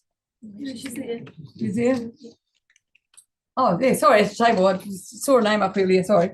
And Libby and Gavin, you've given us a recommendation, and I know that I think our chair of the Eco Fund may have some contributions to make to this as well. Thank you, Councillor Sunville. I don't know. Do you want to speak to the report, Libby? Sure, yes. So we've got Anna online. Thanks, Anna, for joining us. And for your work on this paper. So this paper is just for the current financial year. So you've heard this morning from Predator Free Dunedin around how ORC were contributing $300,000 for the last 5 years to the work program. So within the long-term plan, we accounted for that going forward. So we've paid the 5 years of $300,000 to Predator Free Dunedin. So this is now creating a criteria and a system where it's fair and equitable for other organisations or Predator Free Dunedin, whoever would like to apply, to submit applications for funding between $50,000 and $150,000. So, and just bearing in mind, it's just for this financial year. Anything after this financial year, we will discuss through the long-term plan, because that caused a little bit of confusion the other day. Okay. And the only other part of this, I think, and Richard may have some strong thoughts on this, option 3 on page 234, it says no changes are made and the 300,000 is held over for alternative use. That could also be a saving in this financial year. That's what it would be. When I say alternative use, that's forecasting that. And a saving, which is important because we do know that other things may not be savings, and it puts us in a really difficult position. Can I just understand the context? We're going out in May, we go out earlier in the grants are May to March, Yes, the funding round will open in early March, and then the grants are made after the decisions are made, which is usually around May. Around May. So, while this is the 300,000 in this year's financials, it would be spent over that following year. Yeah, up till we've said in our criteria, and it's obviously open for discussion, that the projects need to be delivered by end of June 2025. Okay, any other questions? Councillor Malcolm? So just clarifying that, so we could have that 300,000 left sit and put in back into the system as a saving? It's an option available to council. We're putting forward a recommendation that we use it in this space. However, there is absolutely an option to not add it to the eco fund as a different category and hold it over for a saving or redirecting elsewhere. Thank you. Councillor McCall. Yeah, sorry, my question, I'm just trying to get my head around where the $300,000 come from. So it must have been part of the last long-term planning process. Yes. And that was like set aside for biodiversity in this period. Yes. So it's really got nothing to do, predator free, you're on a different program. Yeah. No, they used that funding. The $300,000 in the previous 5 years of the long-term plan, 5 years of the long-term plan, yes, because they've had 5 years. They received, Predator Free Dunedin received $300,000 of every 5 years, and now we're in year 6. That money is not allocated to Predator Free Dunedin. Their funding agreement has expired. So what we're putting forward is that there's a contestable fund available for groups such as Predator Free Dunedin if they want to. So this is exactly the fund that Predator Free would apply to. Yes. Yeah. I didn't understand that, sorry. Yeah. It was, while it was committed for 5 years for Predator Free, it was budgeted in for 6. So it leaves that overhang. So the 300,000 is open for weed and pest management as well as other biodiversity things, restorations or whatever. Yeah, well, so within the criteria, we've listed some values that we'd like to see achieved, but they're biodiversity outcomes. Yeah. Okay. Thank you. Councillor Scott? Yeah, I've got some things I'd like to say in the debate, but my question at this point is it for large funding requests or is it for large biodiversity funding requests? Yeah. Is it possible that, at the moment we're focused on some, pest management opportunities, but is it possible that there could be some freshwater opportunities, large wetland opportunities? Where would they sit? They could sit within there if they're achieving the biodiversity outcome as well. the biodiversity outcome is the priority, and this is how probably need Nick to talk about Yeah, how but it's what- rated, but But that's my point. You know, for example, the Eco Fund, excuse me if I'm wrong, but, you know, it's not all about biodiversity. Yeah, you could have water quality in there, and though it has been separated off, hasn't it, over the last period of time? Yeah, so why would they have to meet the biodiversity requirements? because If I could say, for example, somebody comes and wants an ongoing, some wetland project, wanted support, where would that sit? well, a wetland project would be achieving biodiversity outcomes as well. I assume I'd have to look at the application that they put forward, but the budget for this, the 300,000, sits under our biodiversity work program. That's why we've put it towards biodiversity outcomes. That's right. And That's why the rates are collected. It was on the basis in the long-term plan that this funding was for biodiversity projects. It's been credited free for 5 years. The money's now available, but the purpose that it was taken was for biodiversity. So it makes sense. I think, Brian, to your question, not being an expert in this space, but listening to the commentary around the table, it is very rare that you would have a water quality or that type of project that doesn't have positive biodiversity outcomes. So I think that even though we are tagging it to biodiversity, all of the projects that we would typically see around, you know, freshwater quality improvements would still meet the criteria that I know, but within this. it might meet the criteria, but you might find when you put it in the list competing against other projects that because its weighting might be 8% something else, 20% biodiversity, it doesn't quite get there. Yeah, so and that's why I asked the question about the options, because this is in a line item about biodiversity values, and we rated for that. No, fair enough. And yeah, I just think we have to be really, really clear about that. Yeah. Councillor Somerville. Right, thank you. Thanks. Look, after the Eco Fund round at the start of this year, we had an inquiry or a concern raised by a local nursery that the grants made to nursery projects were impacting on local nursery businesses in the region. It seems to me that's something that we do need to consider at some point, and I guess I'm just asking, when would be the best or the appropriate point, I'm not sure who I'm asking, to consider that issue amongst the before the next Eco Fund round? I don't know that we can consider it before the next Eco Fund round, but I think it's a good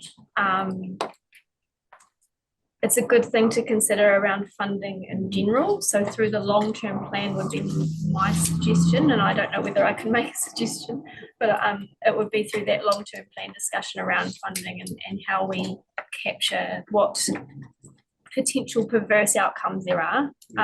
There's probably a whole heap more of them, not just this one, and this is the first inquiry that I've received, and I think that Gavin's received in the life of the Eco Fund around that outcome not being in line with, I guess it's what's the intention of the fund? The intention of the fund is to support community and to support environmental outcomes, and I think we're achieving that. So no, that's fine. Look, I think that bigger consideration can probably go into that long-term plan stuff, but I thought it was because we'd had that raised, it was important to note that publicly, so that's happy. Thank you. Councillor Weir. Yeah, just maybe to rephrase Brian's question, and maybe it's something to consider, you know, obviously when we look at that stuff, but could there be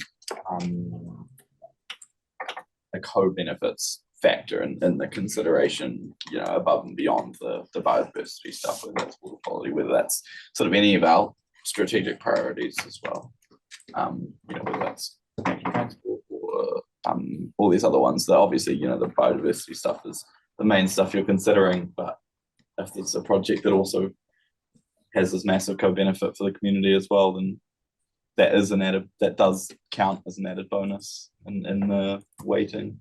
absolutely, and so I think that would be captured through the Eco Fund, we have other incentive funds as well, and they're listed in this paper somewhere on page 234. Paragraph 18, we've listed the different types of funding that we provide and will be provided for this financial year if this is included, and that's a total of $900,000. So there's Eco Fund general grants, there's incentives targeted at rabbit management, incentives targeted at water quality, incentives targeted at protected private land, and incentives for pest plant control and regeneration, and then this one, which is the large scale biodiversity grants. So I think again, looking at when. Keep going, sorry. Yeah. Okay, I don't know what I was saying now. You're going through the list. We understood that. Yeah. Yes. So I think there's co-benefits in everything environmentally that we do, and so those are captured. But the key part that we've created for this criteria, and if someone thinks that we need to change that, or if there's agreement that needs to be changed, we can look at changing the criteria. It's not set in stone. And Anna's got something to say, I think. It was her hand up that distracted us. Sorry. Sorry to distract. Just further to what Libby said, she's quite right. The paper recommends we use the existing assessment criteria with the addition of a biodiversity priority tier focus. In that existing criteria, we do account for value for money, things like that, level of community engagement, as well as impact on project timeframes, technically feasible, all of those other things. So to your point, Councillor Weir, those co-benefits, as you say, are accounted for in the existing assessment criteria. Thank you. Councillor McCall. Oh, I think I've answered. I was just going to ask you a question around the 4 tiers, biodiversity tiers. Yep. And then I'll get Anna to answer that on the tiers. Yes. TEIRS. That's in paragraph 13. Yeah. 13. Oh yeah, that's what it refers to, the tiers of 13. Yeah. It doesn't have an explanation.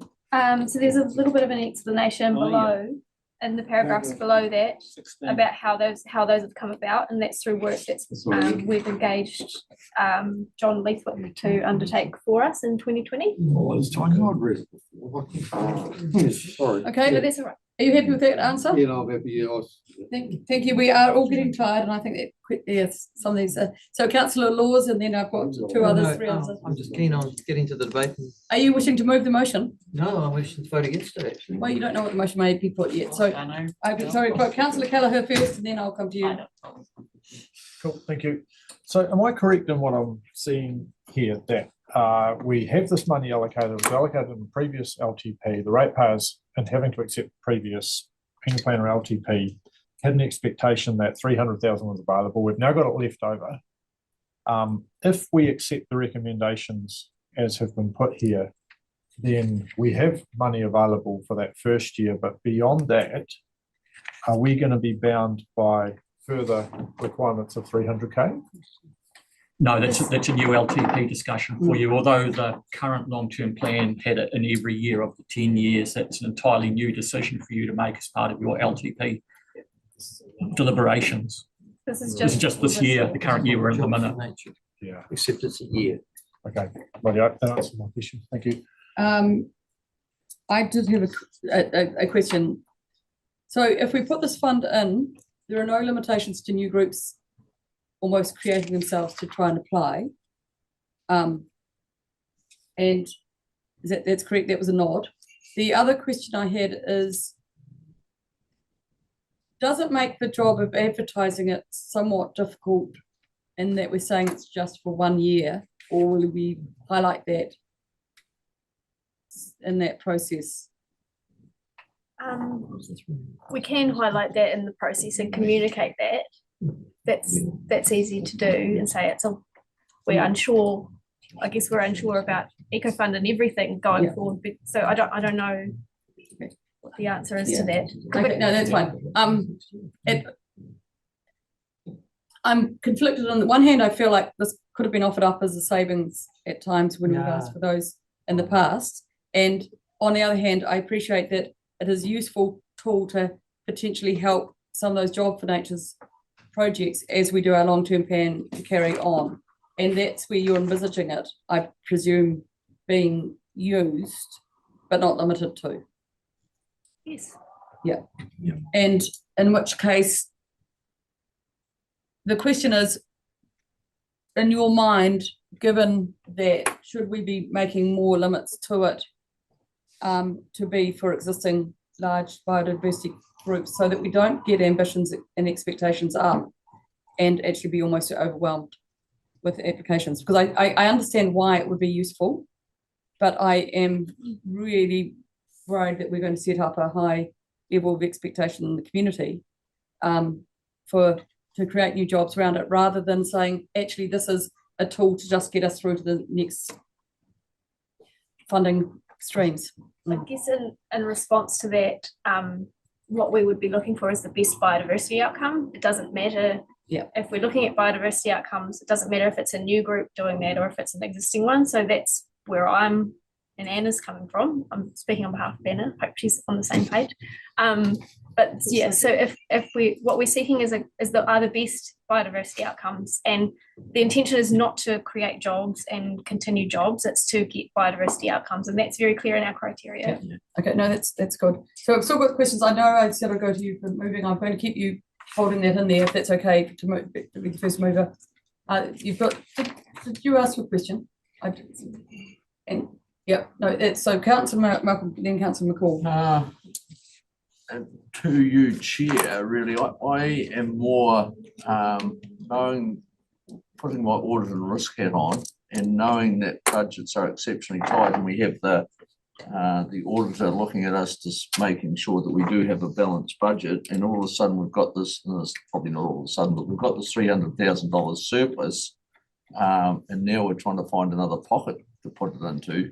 And I'm absolutely all for biodiversity gains, but there's $300,000 that I would rather see actually put back into the budget, so I don't have to again claim more from my ratepayers. So how do I shape option 3 to actually do that? Well, so that's a question I think to the CE. Yeah. And I think that part of that question is also understanding where that money has been raised from, possibly. Yeah. I could have it's not a surplus, it's a planned activity provided for in an annual plan. But because of the timing, it's so far through the financial year, we're simply saying, reflect on that. Do you still want to commit and spend as you intended to spend, or do you want to use it differently? That's really what we're saying. It's important, and this is the conversation that we had in drafting the report. It's important for us to give you all the options. And one of those options is that we don't commit this funding to this fund in the March round. That is entirely a decision of this council, and that's why it's in there as an option. Yep. So that is something that will need to happen through the moving and subsequent debate. So where did the money come from? It's from the biodiversity work program. But the rates, it's not, because it came out of free Dunedin, it's not just Dunedin ratepayers, is it? Credited to free Dunedin was, but I've worked with the finance team and we can make it work. So it's not just Dunedin ratepayers. It's not just targeted to Dunedin. This money didn't come just free. Thank you. Just wanted that clarity. Thank you, Councillor McCall, and then Councillor Laws. Thank you. My question, I'm not sure if I'm addressing it too, but basically, because when I was reading this, I've got my ticks and crosses, which is all good. But is there, because we've got this lump of funding available now, is there a way that we can, instead of putting it into the Eco Fund to make it open so we get all new groups, is there a way that we can hold it and we can distribute it to the way we see fit, as in, to existing groups that are already set up and got projects going where we're going to get our best bang for the dollar? So we've had wild and blind people, we've had predator-free people, Dunedin, Lake Sanctuary, that sort of stuff that are all coming to the end of their funding, and there might be some funding to keep them going to the next stage. Have we got the ability to do that? I would need to talk to the finance team about that, but I don't believe that we do. And that to become contestable, you believe, is it? Oh, I see what you mean, like as in we could allocate it to someone. Yes, allocate it to a project of a. That's one of the options that you can give it to another thing if that's what you would like to do, but instead of it being a saving, you would allocate it to a specific, but that just takes away the the robustness of having criteria and ensuring that it's fair and equitable and that everyone has an opportunity to apply. So that, I guess there's more cons to that, in my point of view, than there are benefits.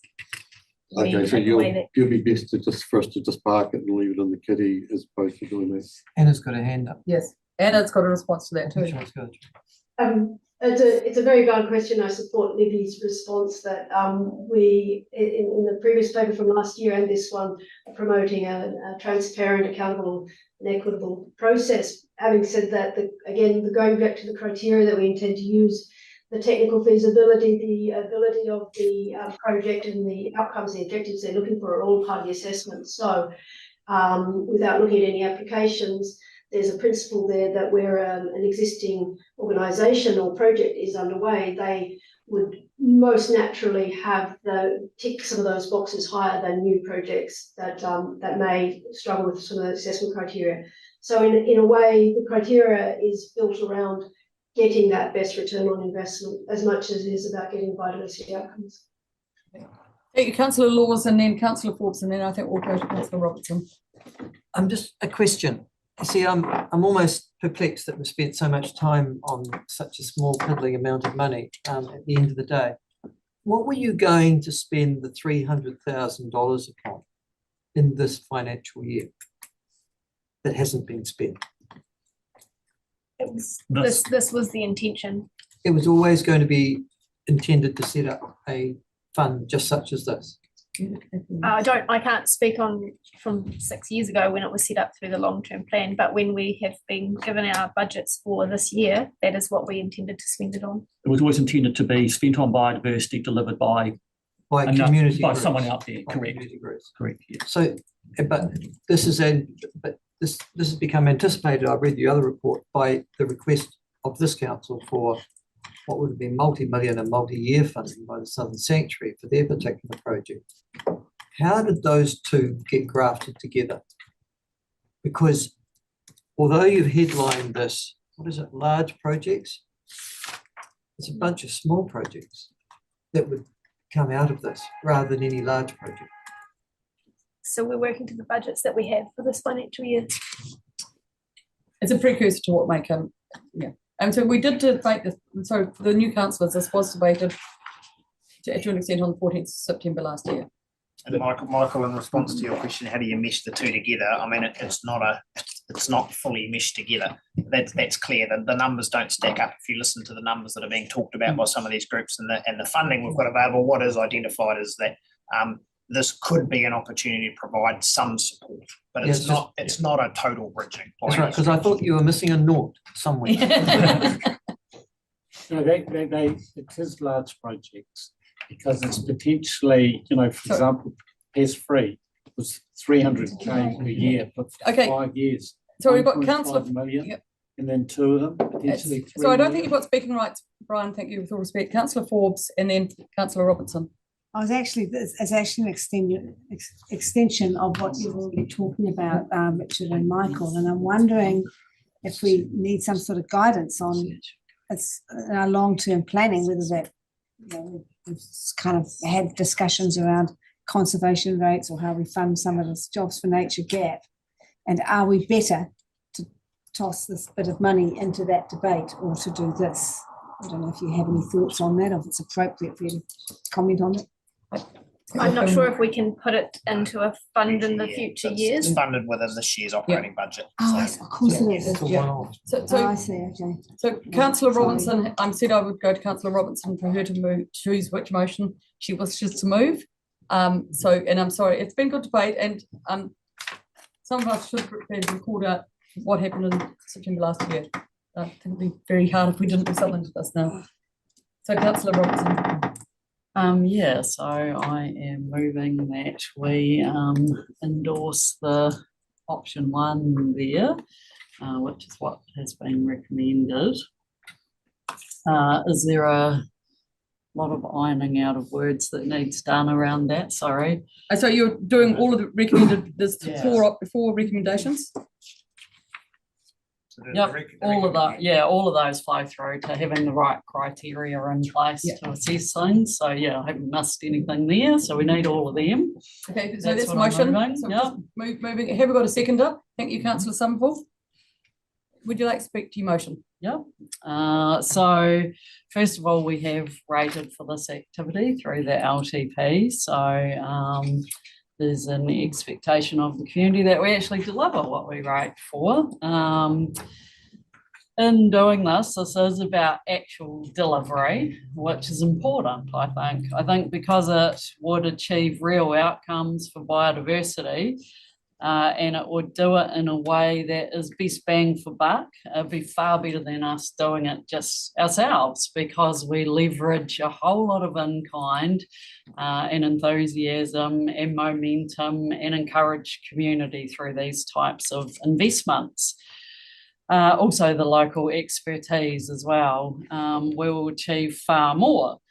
However, if there was no project that stacked up to our robust criteria that we'll put through, then we wouldn't spend this money. So we would ask for any project that or projects that met the criteria to come forward, and we would assess them. If they simply didn't stack up, then we wouldn't invest in them.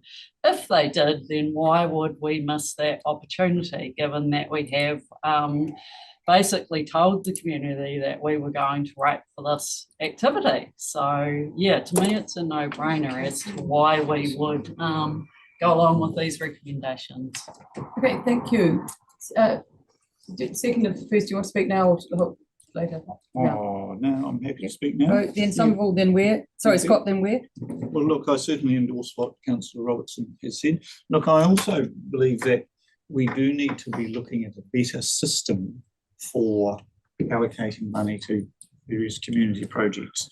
However, we can't do that in this current financial year, and I look forward to being able to have something better in place for the new financial year with the start of the new long-term plan. But in the meantime, this will get us through this next year in the best way that we can, and that's where I'm coming from. Thank you very much. Councillor Scott. Yeah, cool. I agree with what's just been said. Look, we've rated for it, but emphasising again that we don't do it if projects don't meet that criteria, because it's not a black or white situation. One comment I would make that the report talks about doing this as part of the Eco Fund, and that's fine for this annual plan year. But in the future, I would like to re-look at that. For example, with the pest-free Halo project, it was 300K, but it was 300K for 5 years. It was a $1.5 million project. It was a large project, and I'm not suggesting necessarily to do that type of money. But in the Southern Lakes, like potentially, we could be committing 1.5, 3 million, 4.5, depending on what who we support, whatever in the budgets, this type of thing. So I'd just like us to re-look at that as part of the LTP process. Thank you. Thank you, Councillor Ware. Any other speakers? Thank you, Councillor Kelleher. Laws, and then Malcolm.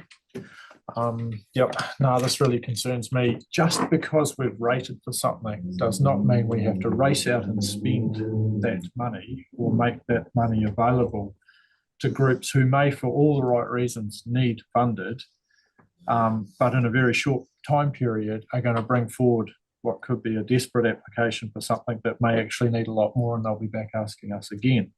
I think we need far better structure in place. I support the Eco Fund. I support some potential enhancement or extension of that.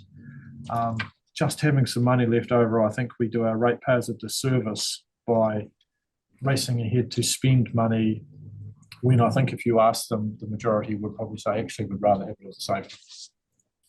Councillor Laws?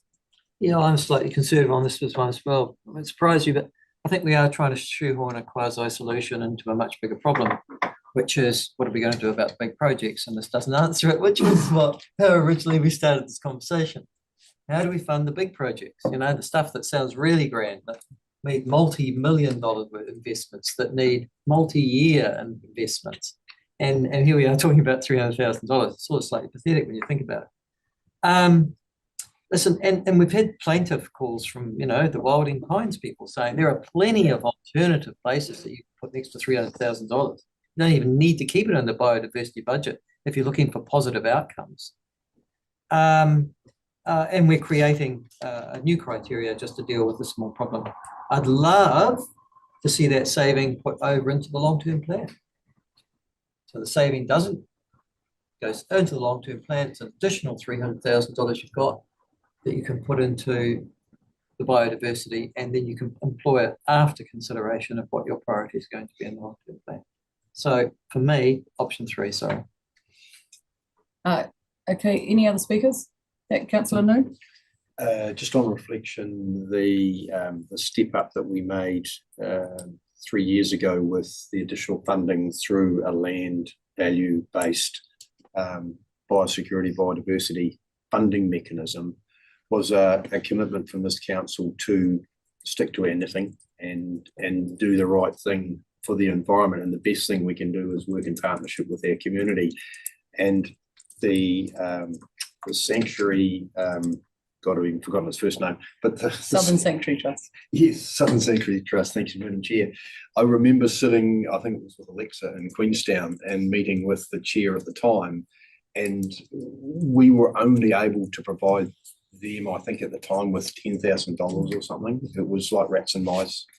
And to be serious about working with those organisations that are prepared to, put their reputation, individual reputation on the line, and collectively as a group make a difference on a reasonably large scale. There seemed to be a void in the organisation to provide a funding avenue for that. So I think this is sort of meeting that need that we had identified, and and I feel it's the right thing to do. This is core business for us. Sorry. Sorry, I ticked you off without asking you to talk. Sorry. Often tick me off. You deserve it every time. I am still a wee bit confused how this money is still sitting there, but I can sort of work that out. Look, if I can use that $300,000 to make a real impact in some environmental biodiversity space, I am really, really happy with that. But I probably just want to take this opportunity to say that what I don't want to be in a position, especially after our next part of long-term planning, is to be the fall guy for a government that stopped funding some of these major projects that have regional and national significance and should be funded at the national level. Our ratepayer base will not be able to fill that void. And we should be doing what exactly we have said earlier and chasing government to step up where they should be standing up. This Eco Fund is a superb mechanism. It's spread wide and far. Do I give it another $300,000 and based on large scale funding? The $1.5 million that Councillor Scott talks about was actually not $1.5 million, it was $13 million, the total project. Ours was barely the seeding money for that. We put 1.5 over. So that small amount that we put in compared to the total project did something very, very special and continues to do so. So you'll see when I vote that I will vote in favour of this, but I just put that warning out that we have to be very careful at long-term plan time, that we are not going to fill a void that government should be stepping into and making sure that they do their job properly. Thank you. I don't think there's anyone else. Oh, sorry, Councillor McCall, you haven't spoken. Yes, thank you, Chair. Obviously, this was a decision made in the previous council at the long-term plan, and it is core business. Biodiversity and protecting biodiversity is our core business. The money is it's not like money that's left over. It's obviously being planned to be spent in this area, which is really awesome. A couple of comments for me as over the last couple of months, we've had several groups talk to us up in Wanaka and down here. Groups that are well established, doing awesome work, and we know that there's always going to be there's plenty of places that are going to be able to use the funding well. I understand the benefits of having contestability and applications, etc., and going through your criteria. I am, however, concerned on some of the requirements we're actually putting on our community groups to be continually filling in forms to try and justify that they're better than the next door neighbour. And so that's why at some stage, that was why probably my comments come from earlier on. I do believe as we are going into our long-term, well, as we're continuing in our long-term planning process, that we have to actually have a really big look at how our ongoing funding for what predominantly biodiversity or environmentally good projects, how we go about it into the future at a level that we probably haven't seen before, and the different ways that we can go to the next level. So at this stage, it's obvious that this has already been committed, and there's plenty of people. We're going to get plenty of excellent applications. So, and we have a vehicle that's available right now for distribution of the funds. So it makes sense to use that vehicle. So I'll support the motion.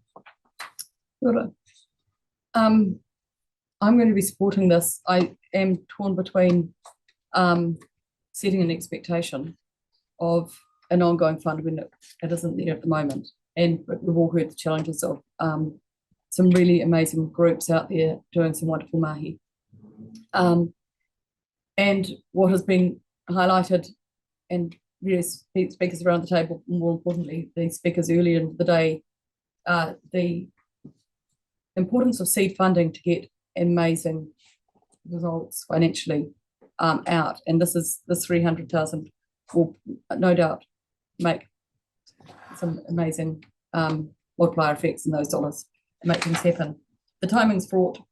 We had a fraught time in September last year, but it shouldn't be at all surprising to anyone who was sitting around the table in September last year that this money was available, and that the question was going to come up again.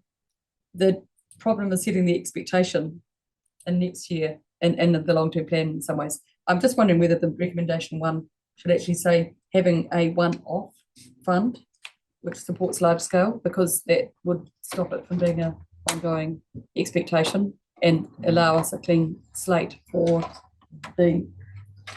It will be in all the communications, but it's only the share. So it's just the share. And I know it doesn't need to be there. Okay. But I am nervous about those expectations. Anyway, I will be supporting it, and thank you for staff, all the hard work that's on and behind it. I'll now write a reply. Oh, no, thank you. All in favour, please say aye. Aye. Against? No.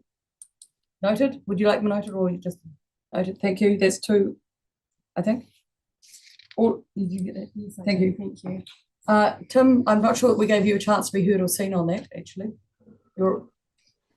Yes, no, I support this, all four recommendations on this. Thanks. Thank you. Sorry, Tim, I couldn't see your hand up, and I'm sorry. Yeah. Your picture hasn't been in the screen, so I've been dropping out a bit, unfortunately, Okay. but yeah, no, I caught up with this. you look like you're in an awesome building somewhere. Just round the road. Okay. I'll be there this afternoon. Thank you. All in favor, we did that, didn't we? Yeah, thank you.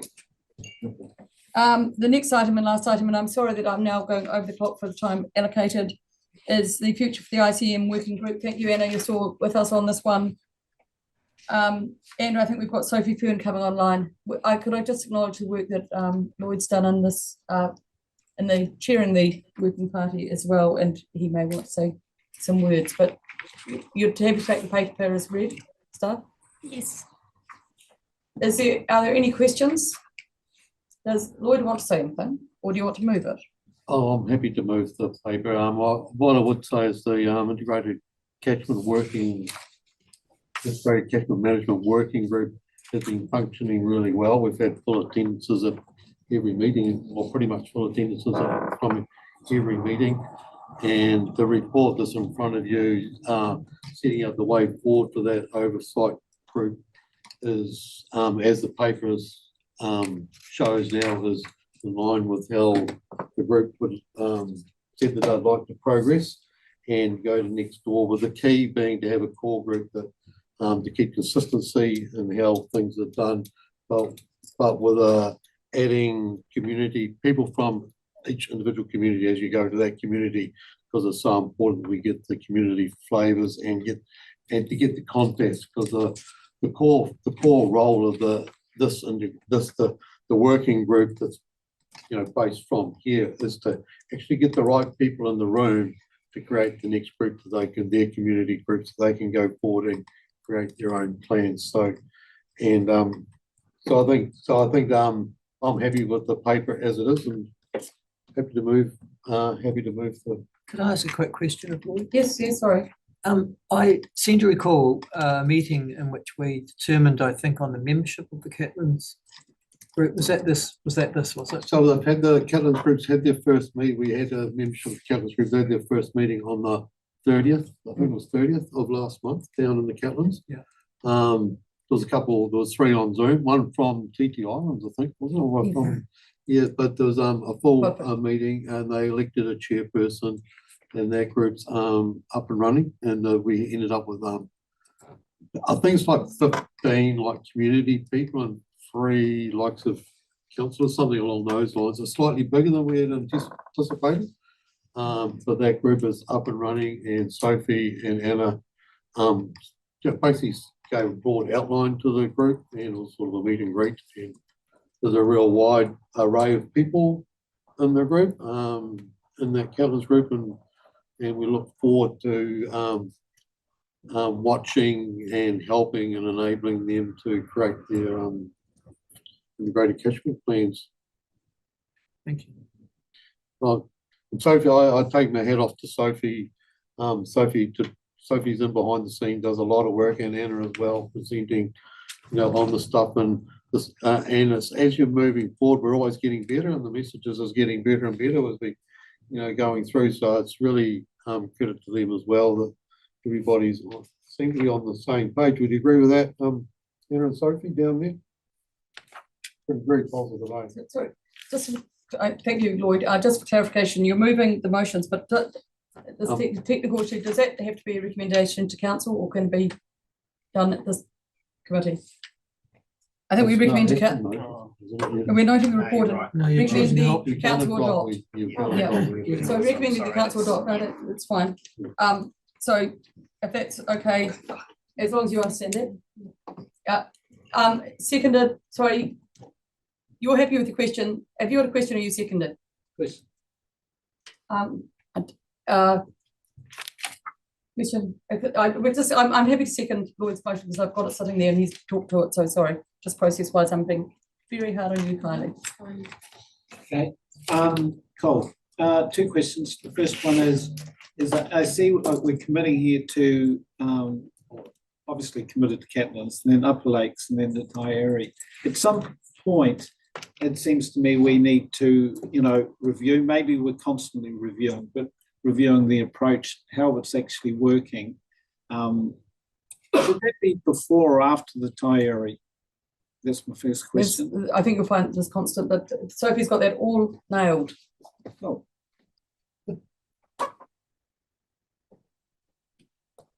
You want to answer that, Sophie? I can. We have, we're thinking about an evaluation plan for the Catlins CAP.